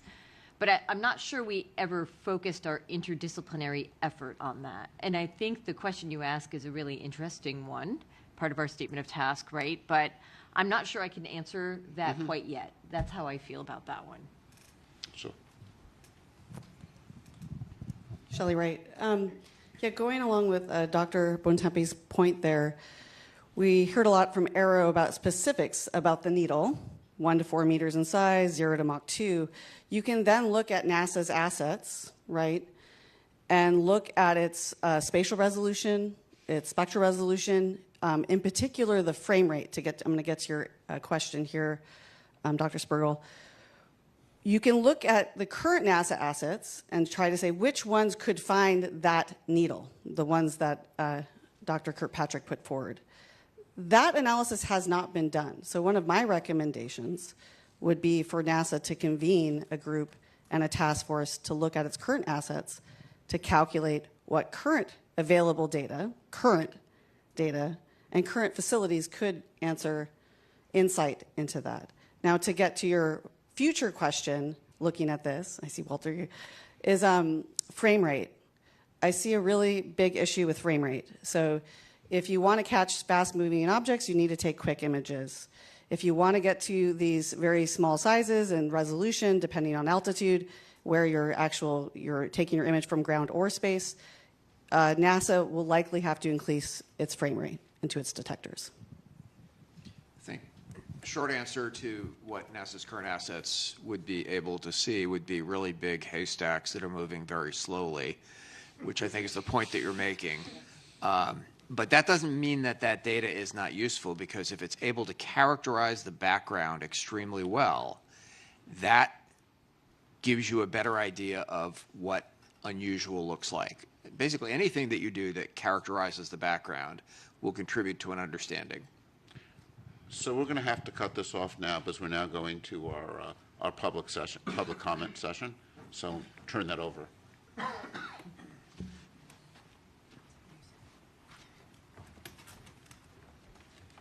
Hello, everybody. I am Karen Fox with NASA's Office of Communications, and we are segueing into the public Q&A portion of this meeting. As a reminder, this is a FACA meeting, that is a Federal Advisory Committee Act, and so we are under guidance which says that these meetings are public and that we take public questions. We got hundreds and hundreds of questions, and I just want to take a moment to say thank you to everybody who submitted them. We're obviously not going to get to all of them today, but we are going to make attempts to answer some of them online. You can always check back to science.nasa.gov/UAP, where over time we will make it clear where we're putting up some more of those answers. In the meantime, we did have to make some decisions. We stuck to questions that applied to this independent study and UAPs. There were a lot of questions about astrobiology and other subjects that we're not going to get to today. And also, in an attempt to get to as many of the questions as possible, since so many of them were similar, we've sort of bucketed them. And that is how we're going to try to address as many as possible. So I'm going to toss the questions to you, and we'll look to getting some answers for our public questions. All right. So first set of questions are specifically about the data being used. So examples. What exactly are you incorporating into your report? What data are we using? What are some examples of data being used? Do we have multi-sensor data or of objects performing maneuvers that seem truly anomalous? Do we have photos, videos? What about having the NASA historian go through the NASA's historical records? Did you interview military or pilots for this study? So looking for some information about the kinds of data. I can toss to anyone. David looks like he's jumping in. Well, I think first and foremost, our goal here is really to create a roadmap, right? So really, we have been informed by some of the events that are reported, and we've had, but we've certainly not done a complete historical study in an archive. And I think one of the things we've wanted to do was learn what kinds of events have been reported, learn about some of the ones that have been resolved, some of the ones that are unresolved, so we can best think about how in the future we can collect data so that we can get more robust answers. So that, I hope that addressed that question. It does. Others have anything else they'd like to add? All right. Then I will keep going. Another big question category was about transparency and about sharing information. And so examples in this category are, what is NASA hiding and where are you hiding it? How much has been shared publicly? Has NASA ever cut the live NASA TV feed away from something? Has NASA released all UAP evidence it has ever received? What about NASA astronauts? Do they have an NDA or clearance that does not allow them to speak about UAP sightings? No. What are the science overlords hiding? Dan Evans. All right, I'll take a stab at that one. I really want to assure the public and to double down on some remarks I made this morning that this agency is absolutely cast iron committed to openness and transparency and honesty. And that commitment also extends to our live NASA TV feeds. They provide real-time footage from our various missions. Now, to my knowledge, NASA has never intentionally cut a live feed to hide anything, and that includes UAPs, of course. Sometimes there are interruptions to our feeds, but that is simply because space is a complex place. There's a vast array of natural phenomena, human-made objects, and so forth. But again, I wanted to reassure the public that we're absolutely committed to providing the public transparency and openness. Those are the hallmarks of NASA. That's why we're here today in public on TV, because we want the public to have the opportunity to see the process of this committee doing its work in public. It's only right. Just to follow up on what I said, I didn't mean to joke about it, but in my 20 years at NASA, no one, either officially or unofficially, in my recollection, have ever discussed or briefed us or had any kind of discussions about anything that would be considered a UAP or UFO or anything like that. And I'll ask you to stand for 1 second and state your name. I'll ask you to stand for 1 second and state your name, just so everybody know who was speaking. It's hard to see in the back. Kelly. I'm just following up on the question about if NASA astronauts ever signed an NDA or anything of that, anything like that. In my experience of being in the astronaut office for 20 years, there was never any formal or informal discussions at all about UAPs or UFOs or anyone reporting anything that would suggest something from, beyond our planet. Thank you very much. Yes, please. I just want to make a quick comment about the culture of science in relation to this question. Scientists by nature are at least intellectually sort of rebellious. It's in our nature to question authority. That's how you're a good scientist. You don't just take someone's word for it. You try to discover the truth. And for that reason, this question about what are the science overlords hiding, that's sort of written in a facetious way. But I just want to emphasize that there's no way that all scientists could be in on trying to hide something, because it's just not in our nature. If somebody told me to try to hide something as a scientist, that would just increase my desire to belay that order and to release it. And I think that's true of our community in general. All right, thank you so much. I am going to go on to our third set of questions, which is, has NASA been tracking Earth's atmosphere, or are we also studying bodies of water for UAP? And I think that's a Dan question for NASA, or? Is that a me question? Yep. Oh. Here's the oceanographer. My understanding is this is a completely independent study to assess what assets, what data, what science, what observations, platforms NASA has to potentially help evaluate and understand UAP, right? We have, NASA has an Earth Science division and many scientists at many centers and many academics and other partners out there that study the Earth as a system. We do this from the unique vantage point of space, and the atmosphere is part of that. I think Dr. Kirkpatrick stated this morning that to his knowledge, and I think to ours, there isn't anything that's been reported below the ocean surface, and so I think part of what we've been talking about all day is, what assets are out there to actually begin to identify data that could be useful in explaining any of these reports if and should they come in. So I think that's probably it, unless there's something else to add. All right, then. Thank you. Moving on to our fourth general bucket of questions. What are you doing to solve the stigmatization surrounding the study of UAP? I can take that one. And state your name if you wouldn't mind first. Carlin Toner, FAA. I think the fact that NASA has called us together here as a panel to look into this, that NASA is hosting a public meeting, that we've heard, right, it clearly stated we're here to be transparent.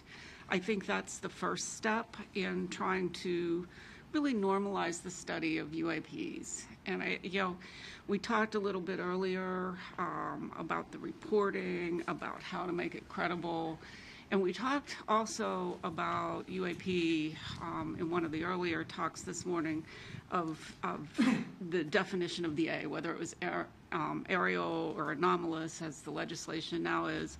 And really the distinction beyond UFOs, right? When we're looking at UAPs here, we're beyond just airplanes. We're looking at all types of anomalous phenomena. And so that's just a more inclusive term there. Yeah, still Mike Gold. Just wanted to emphasize what Carlin said, which is so accurate. I really consider it quite amazing that we're here having this discussion. NASA leadership deserves great kudos for this. And beyond, I think a recommendation that I'd like to make is that NASA participate in symposia, in panels, sponsor research. When you have the NASA logo on that sponsored research, on the discussion, it really helps normalize and push back against the stigma. I think NASA can leverage its excellent reputation, both domestically and abroad, to help push back on that stigma. And I think it's important to do so not just for science and discovery, but for national security. That we've all seen what's occurred with balloons from rival nations. We don't want this stigma to be a vulnerability that rival nations can take advantage of. Yes, Dan? Yeah, thanks, Karen. Just a few additional points from the agency perspective. We are, of course, taking a set of actions to effectively normalize the study of UAPs, and that involves collaborating across the government, encouraging an open dialogue, and promoting rigorous scientific inquiry. Let me turn to each of those in turn. So in terms of promoting a rigorous scientific inquiry, the primary way we're doing this is by being truly rigorous and employing an evidence-based methodology in everything that we do. That is characteristic of scientific research. It's no accident that the people up on this stage are true experts in their respective fields, okay? So that is in turn going to help us to legitimize UAP studies.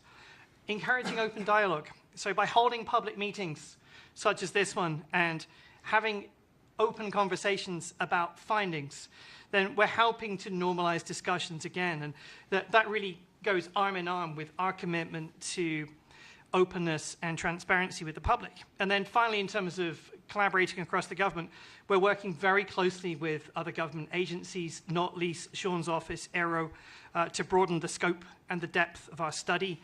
And I honestly believe that this collective interagency approach will lend credibility to the study of UAPs, and it's going to demonstrate the seriousness with which we're approaching this issue. Thanks.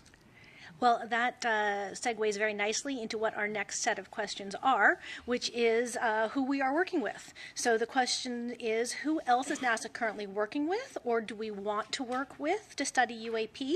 And is NASA working with international partners?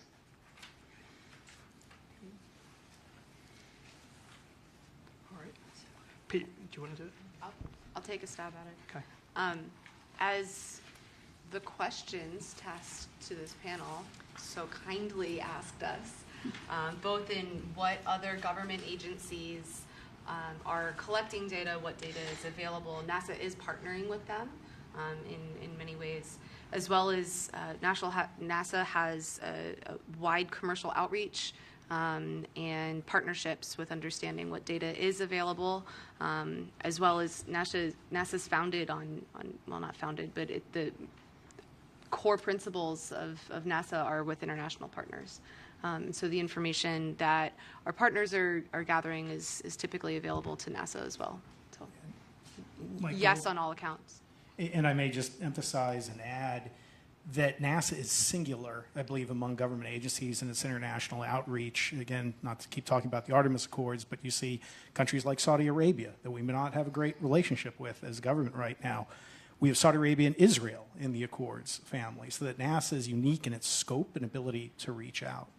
I also think that we're entering a new era of commercial space transportation that is going from low Earth orbit out to cislunar space.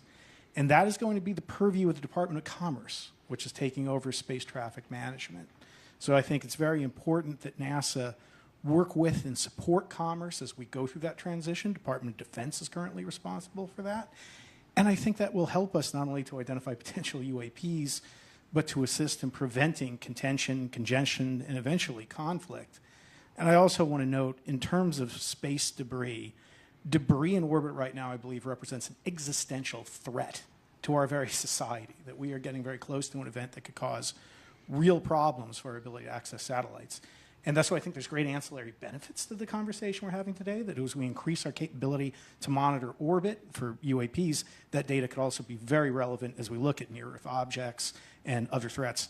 And again, to just end on near-Earth objects, Apophis, for example, an asteroid, is going to come so close to Earth, it will be below geosynchronous satellites. So any effort to begin to catalog and do better in terms of understanding that environment is going to be terrific, and I hope NASA works with commerce and international agencies on Apophis and other missions. I think Federica had something to say, too. Yeah, I just wanted to add that, a lot of the things that we think we might recommend in terms of platforms to collect data that would be useful to study UAPs, we recommend a multi-platform and multi-site. That would also mean likely ground-based as well as space-based facilities. And this is being done already in astrophysics, co-observing the sky from the ground and from space with different methodologies and different instruments to get a more comprehensive picture of what's normal and then detect what's anomalous. And about every 10 years, the astrophysics community anyways, but many other branches, convene a panel of experts to see what things can be done to advance the field in the next decade. It's called the Decadal Survey for us. And one of the recommendations this year was explicitly for agencies that do astrophysics to work together. So NSF, DOE, and NASA to work together, share data, share facilities and instruments. So I think this is, there's a lot of fields will benefit from this, including the UAP studies. Oh, absolutely. Carlin Toner, I'd like to put an exclamation point on how well NASA is collaborating across the government. I'm from the FAA, and I can personally attest that FAA and NASA have a robust engagement in transferring research into practice in the ATM system. I think on the commercial space side, we work well with NASA. And all of our agencies are in the whole of government approach, supporting AARO specifically on the UAP topic. And it really comes down to good government and how we deliver, because we can each work our own mission space, but to cover the whole space, we need to collaborate together. And Dan? To put an exclamation point on Carlin's exclamation point. So I think it's important to say that we really do have a good relationship with the All-Domain Anomaly Resolution Office, AARO, Sean's office, and its previous or predecessor organization, the UAP Task Force. And we have really benefited from very fruitful collaborations among those various entities. And quite frankly, as a taxpayer, one should expect nothing less than the government to be working effectively across different units together. It's only right. That being said, it's also important to acknowledge what NASA's perspective is in this study, and to acknowledge that the Department of Defense, the intelligence community have massively different equities about the study of UAP, and they have different interests. Ours is a purely scientific one. So we collaborate, we consult. It's a very good relationship, and I agree wholeheartedly with Carlin that a whole of government approach is absolutely the right one to take. Great, thank you. I will move on to our sixth bucket of questions, which we had many on this topic. Is there evidence that UAP were created from non-human intelligence? All right. Yes, please. I will take this one. First and foremost, we are scientists, and we follow the scientific process, and I hope that the gathering here today showed a little bit of a glimpse on how the scientific process works. It's not a question that you can answer very quickly with yes or no, and we follow the data, right? So as scientists, we follow the data, we formulate hypotheses, we test theories, we follow the scientific process. The role of this panel has been to create a roadmap and a framework for how all scientists that are interested in this phenomenon can further study, can further collect data, can further formulate experiments, again, hypotheses, can test different methods, maybe even innovate on the methodology side of things, come up with new methods for how we can do basically science, but not just any kind of science, but the science of discovery and exploration, which is basically in the spirit of NASA. So just like Carl Sagan was saying, extraordinary claims require extraordinary evidence. We cannot make that kind of extraordinary claims at all for any kind of big subjects in science, whether it's UAPs, whether it's biosignatures, whether it's technosignatures. This question of whether we are alone in the universe is probably one of the largest questions that we've had in our history of science, in our history of humanity. And it's not one that we can take lightly. And that's why we need so many scientists and multidisciplinary and interdisciplinary teams to work together, and many organizations. So it's a process, it's a roadmap, and we work collectively on this. And we hope that within our lifetime we will be able to answer this big question of whether we are alone or not, and also to better characterize this phenomenon, which is UAPs. So. I want to sort of supplement that excellent answer by noting that we have not seen the extraordinary evidence, right? I mean, in a sense, to give, to make the claim that we see something that is evidence of, non-human intelligence would require extraordinary evidence, and we have not seen that. I think that's important to make clear. All right, then, I will move on to our seventh set of questions. We received many questions about the budget that is being dedicated to this. How large of a budget will NASA allocate? How large of a budget is NASA allocating? And how large of a budget will NASA allocate towards the study of UAPs? Dan? Yeah, that's a Dan question. So there are two separate questions in there, which is, what is the budget for this group, this team, and what is the budget going forward, I think. Now, the budget for this independent study team is very consistent with any other of our external review groups that we bring into the Science Mission Directorate on an annual basis. So, we have maybe 100, 200 such groups, entirely consistent with that. Also important to say, going forward now, that NASA has not established a program relative to UAP. And as a result, there's no associated programmatic funding. But this is how NASA works. Federal budgeting is a complex journey, of course, and the way NASA, particularly NASA Science, likes to work is we anticipate and wait recommendations from independent groups such as this one, and we need to wait on final recommendations, and then we'll make an assessment. So too early to say, but of course that's all couched in the fact that federal budgeting is a very complex process, and we will always follow the law. All right, we're making good time.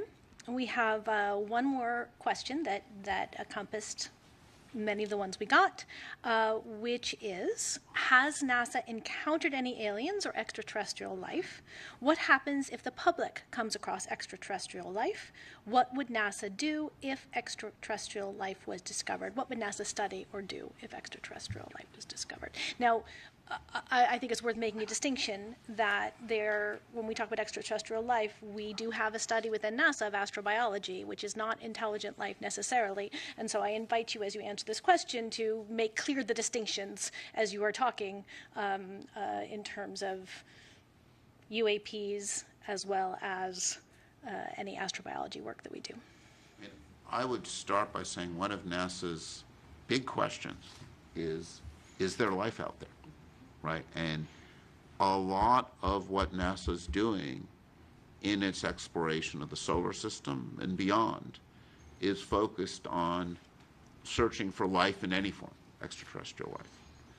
I think one of the things we have learned in the past 20 years is planets are common. We knew, of course, about the planets in our solar system, but we now know there are lots of planets out there. So there are lots of potential environments for life. And I think one of the most fascinating questions is, do any of those planets host life? And that's something that NASA is trying to address in a host of different ways, whether it's probes that are landing on planets or designing missions that will look for signatures of life around other planets. So the search for life is a really important theme. We haven't found life beyond Earth yet, right? I mean, let's be clear about this. We haven't found it yet. But we're looking, and we're looking for it in lots of different ways. And, David was discussing technosignatures as one way that we can look both within our solar system and beyond. And there's a lot a lot of different elements, I think, of this potential search. And, just to go back to something that was phrased in an earlier question, is NASA hiding anything about this? No. This is actually what, answering this question is one of the things that NASA as an agency is excited about. It's something that lots of scientists working with NASA are excited about is this question of, is there life out there? And I think one of the things that makes this question of are we alone such a central question, not just to the scientific community, it's a central question, I think, for the public.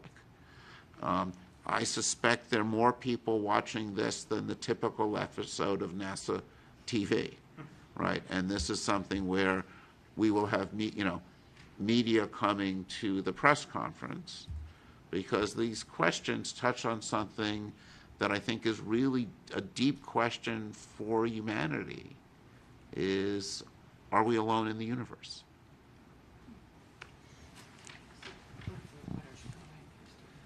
Yeah, just to kind of echo what David said a bit, I mean, obviously this is something we think a lot about in astrobiology. What if we succeed? We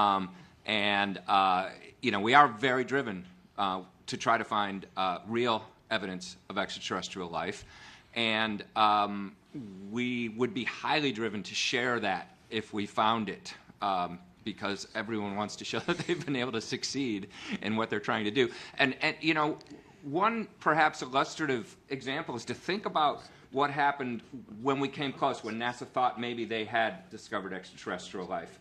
And a big event, actually, in the history of astrobiology was in the 1990s when some scientists had thought that they had discovered fossils in a meteorite that came from Mars. And what happens is you don't announce it immediately. You try to make sure you're right, because you also don't want to have false alarms and announce something and then you go, oops, sorry, we were wrong. That was a mistaken analysis. But what happened was when the scientists were sure they were right, then there was a big, in fact, presidential press conference with President Clinton and NASA, and it was a big public announcement. And that's what would happen. If we discovered something, we would try to make sure we were right, and then we would very proudly and loudly let the public know about it. Thanks. We have just 1 minute left, so I'll let you finish up. Yeah, thank you. The only thing I wanted to add, I wouldn't at all liken it to alien or extraterrestrial life, but in astrobiology and exobiology, there is the exploration of our planet as an analog for what might be found on other worlds, and what is extreme cold, what is extreme heat, a volcano, a black smoker at the bottom of the ocean, what lives there, and how is that even possible? And things we still discover throughout our ocean might look alien to a lot of people, right? And we keep discovering new species of different things, whether they be microbes or algae or, charismatic megafauna, whatever they are. But there are synergies. I know there was an initiative years ago at NASA called Oceans Across the Solar System, and the idea was, could our own Earth's ocean be used and the life within it as an analog for what might be discovered elsewhere? So I think that's an example of a potential synergy of interdisciplinary science, research, observations, et cetera, collection of data and information gathering that could be useful in the future. Thank you all so much. I will hand it back to David Spergel, your chair.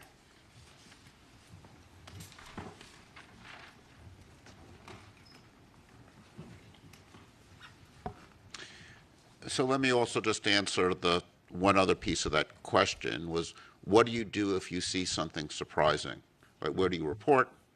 And this is something where, just to come back to something I mentioned in my opening remarks, the AARO is our lead agency for UAPs.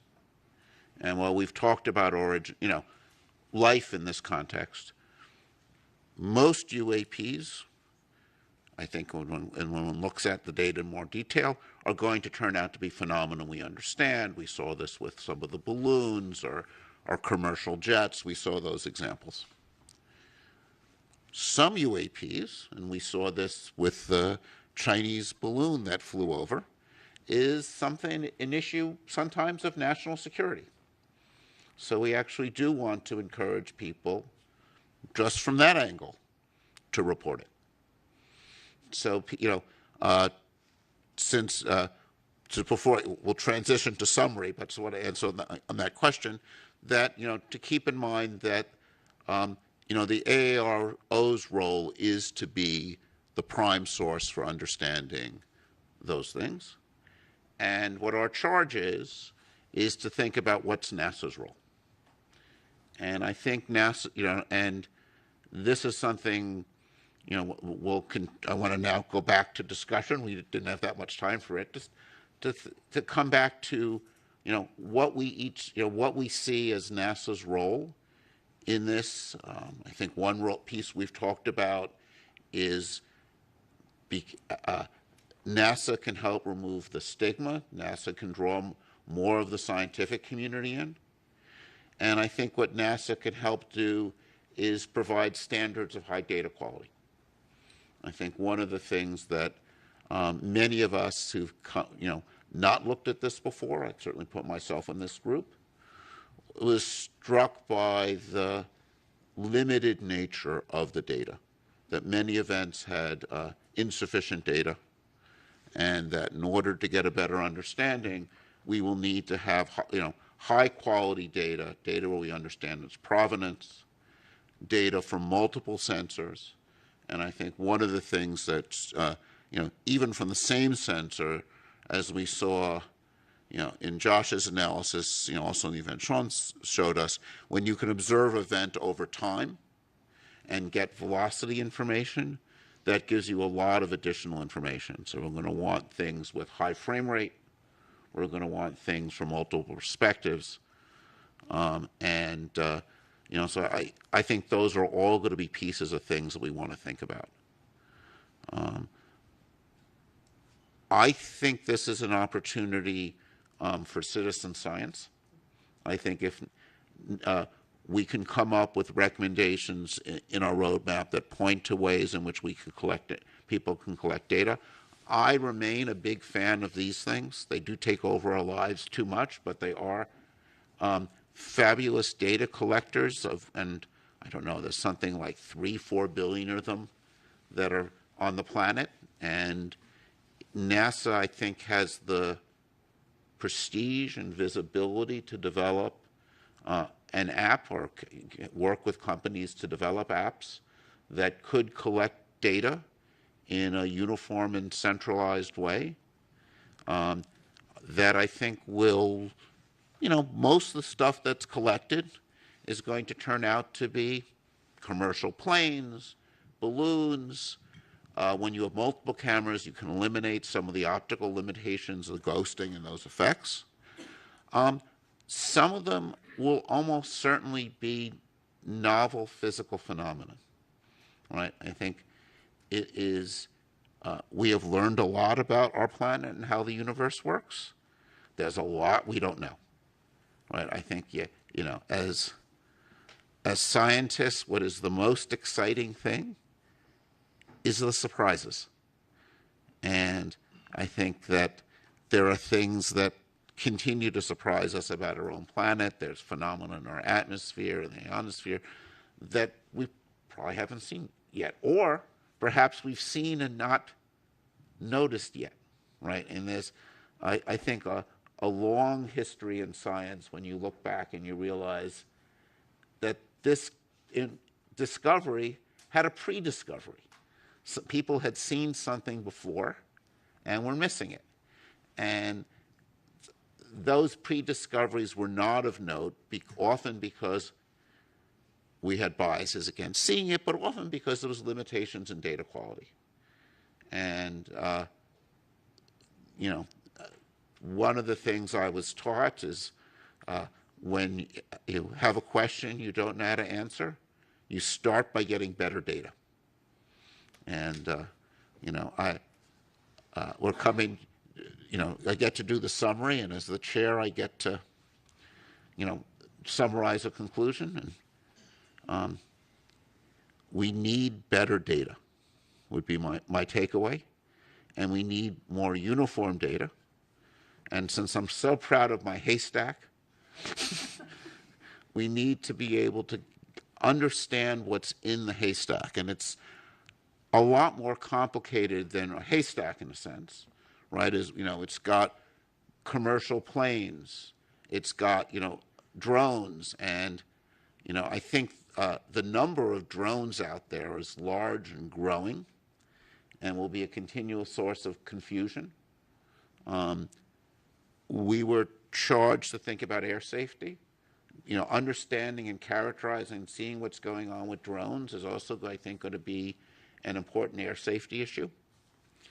So we'll need to, to understand the unknown, or to start to study the unknown.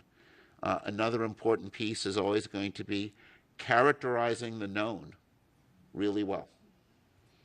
And, this is the part, I think, of a lot of science that seems dry and boring, but it's calibration and understanding the events you expect to see. In thinking about this area, one of the groups of people that people talk to are particle physicists doing experiments at CERN, where they go through the effort of finding extremely rare events to find new particles. And in order to do that, you need to understand the standard predictions well. So I think another part of the whole story, and I know this is something AARO is working hard on in the context of military, it's like you've got to characterize what the known things are. When you've got that F-35 flying past a balloon, what does it see? What does it see at sunset? What does it see at odd observing angles? And that characterizing the normal is an essential thing to do to understand what's out there. So let me conclude the session by thanking the panelists. It's been a pleasure learning from you. Thanking our Sean and our other invited speakers and that we've had for some of our data collection sessions. We've learned a tremendous amount from you. And also thank the public for their engagement. I think we were all impressed by the number and level and sophistication of the questions people sent in. We tried to address as many of them that we could in the session. As you heard, NASA, through science.nasa.gov, will provide, there'll be some additional answers provided. Encourage you to go there. Actually, as a non-NASA employee, I'll put in a little ad for science.nasa.gov. NASA does amazing things, and we're learning amazing things about the universe and our planet, and just encourage you to go there and continue to learn and continue to explore. So thank you all.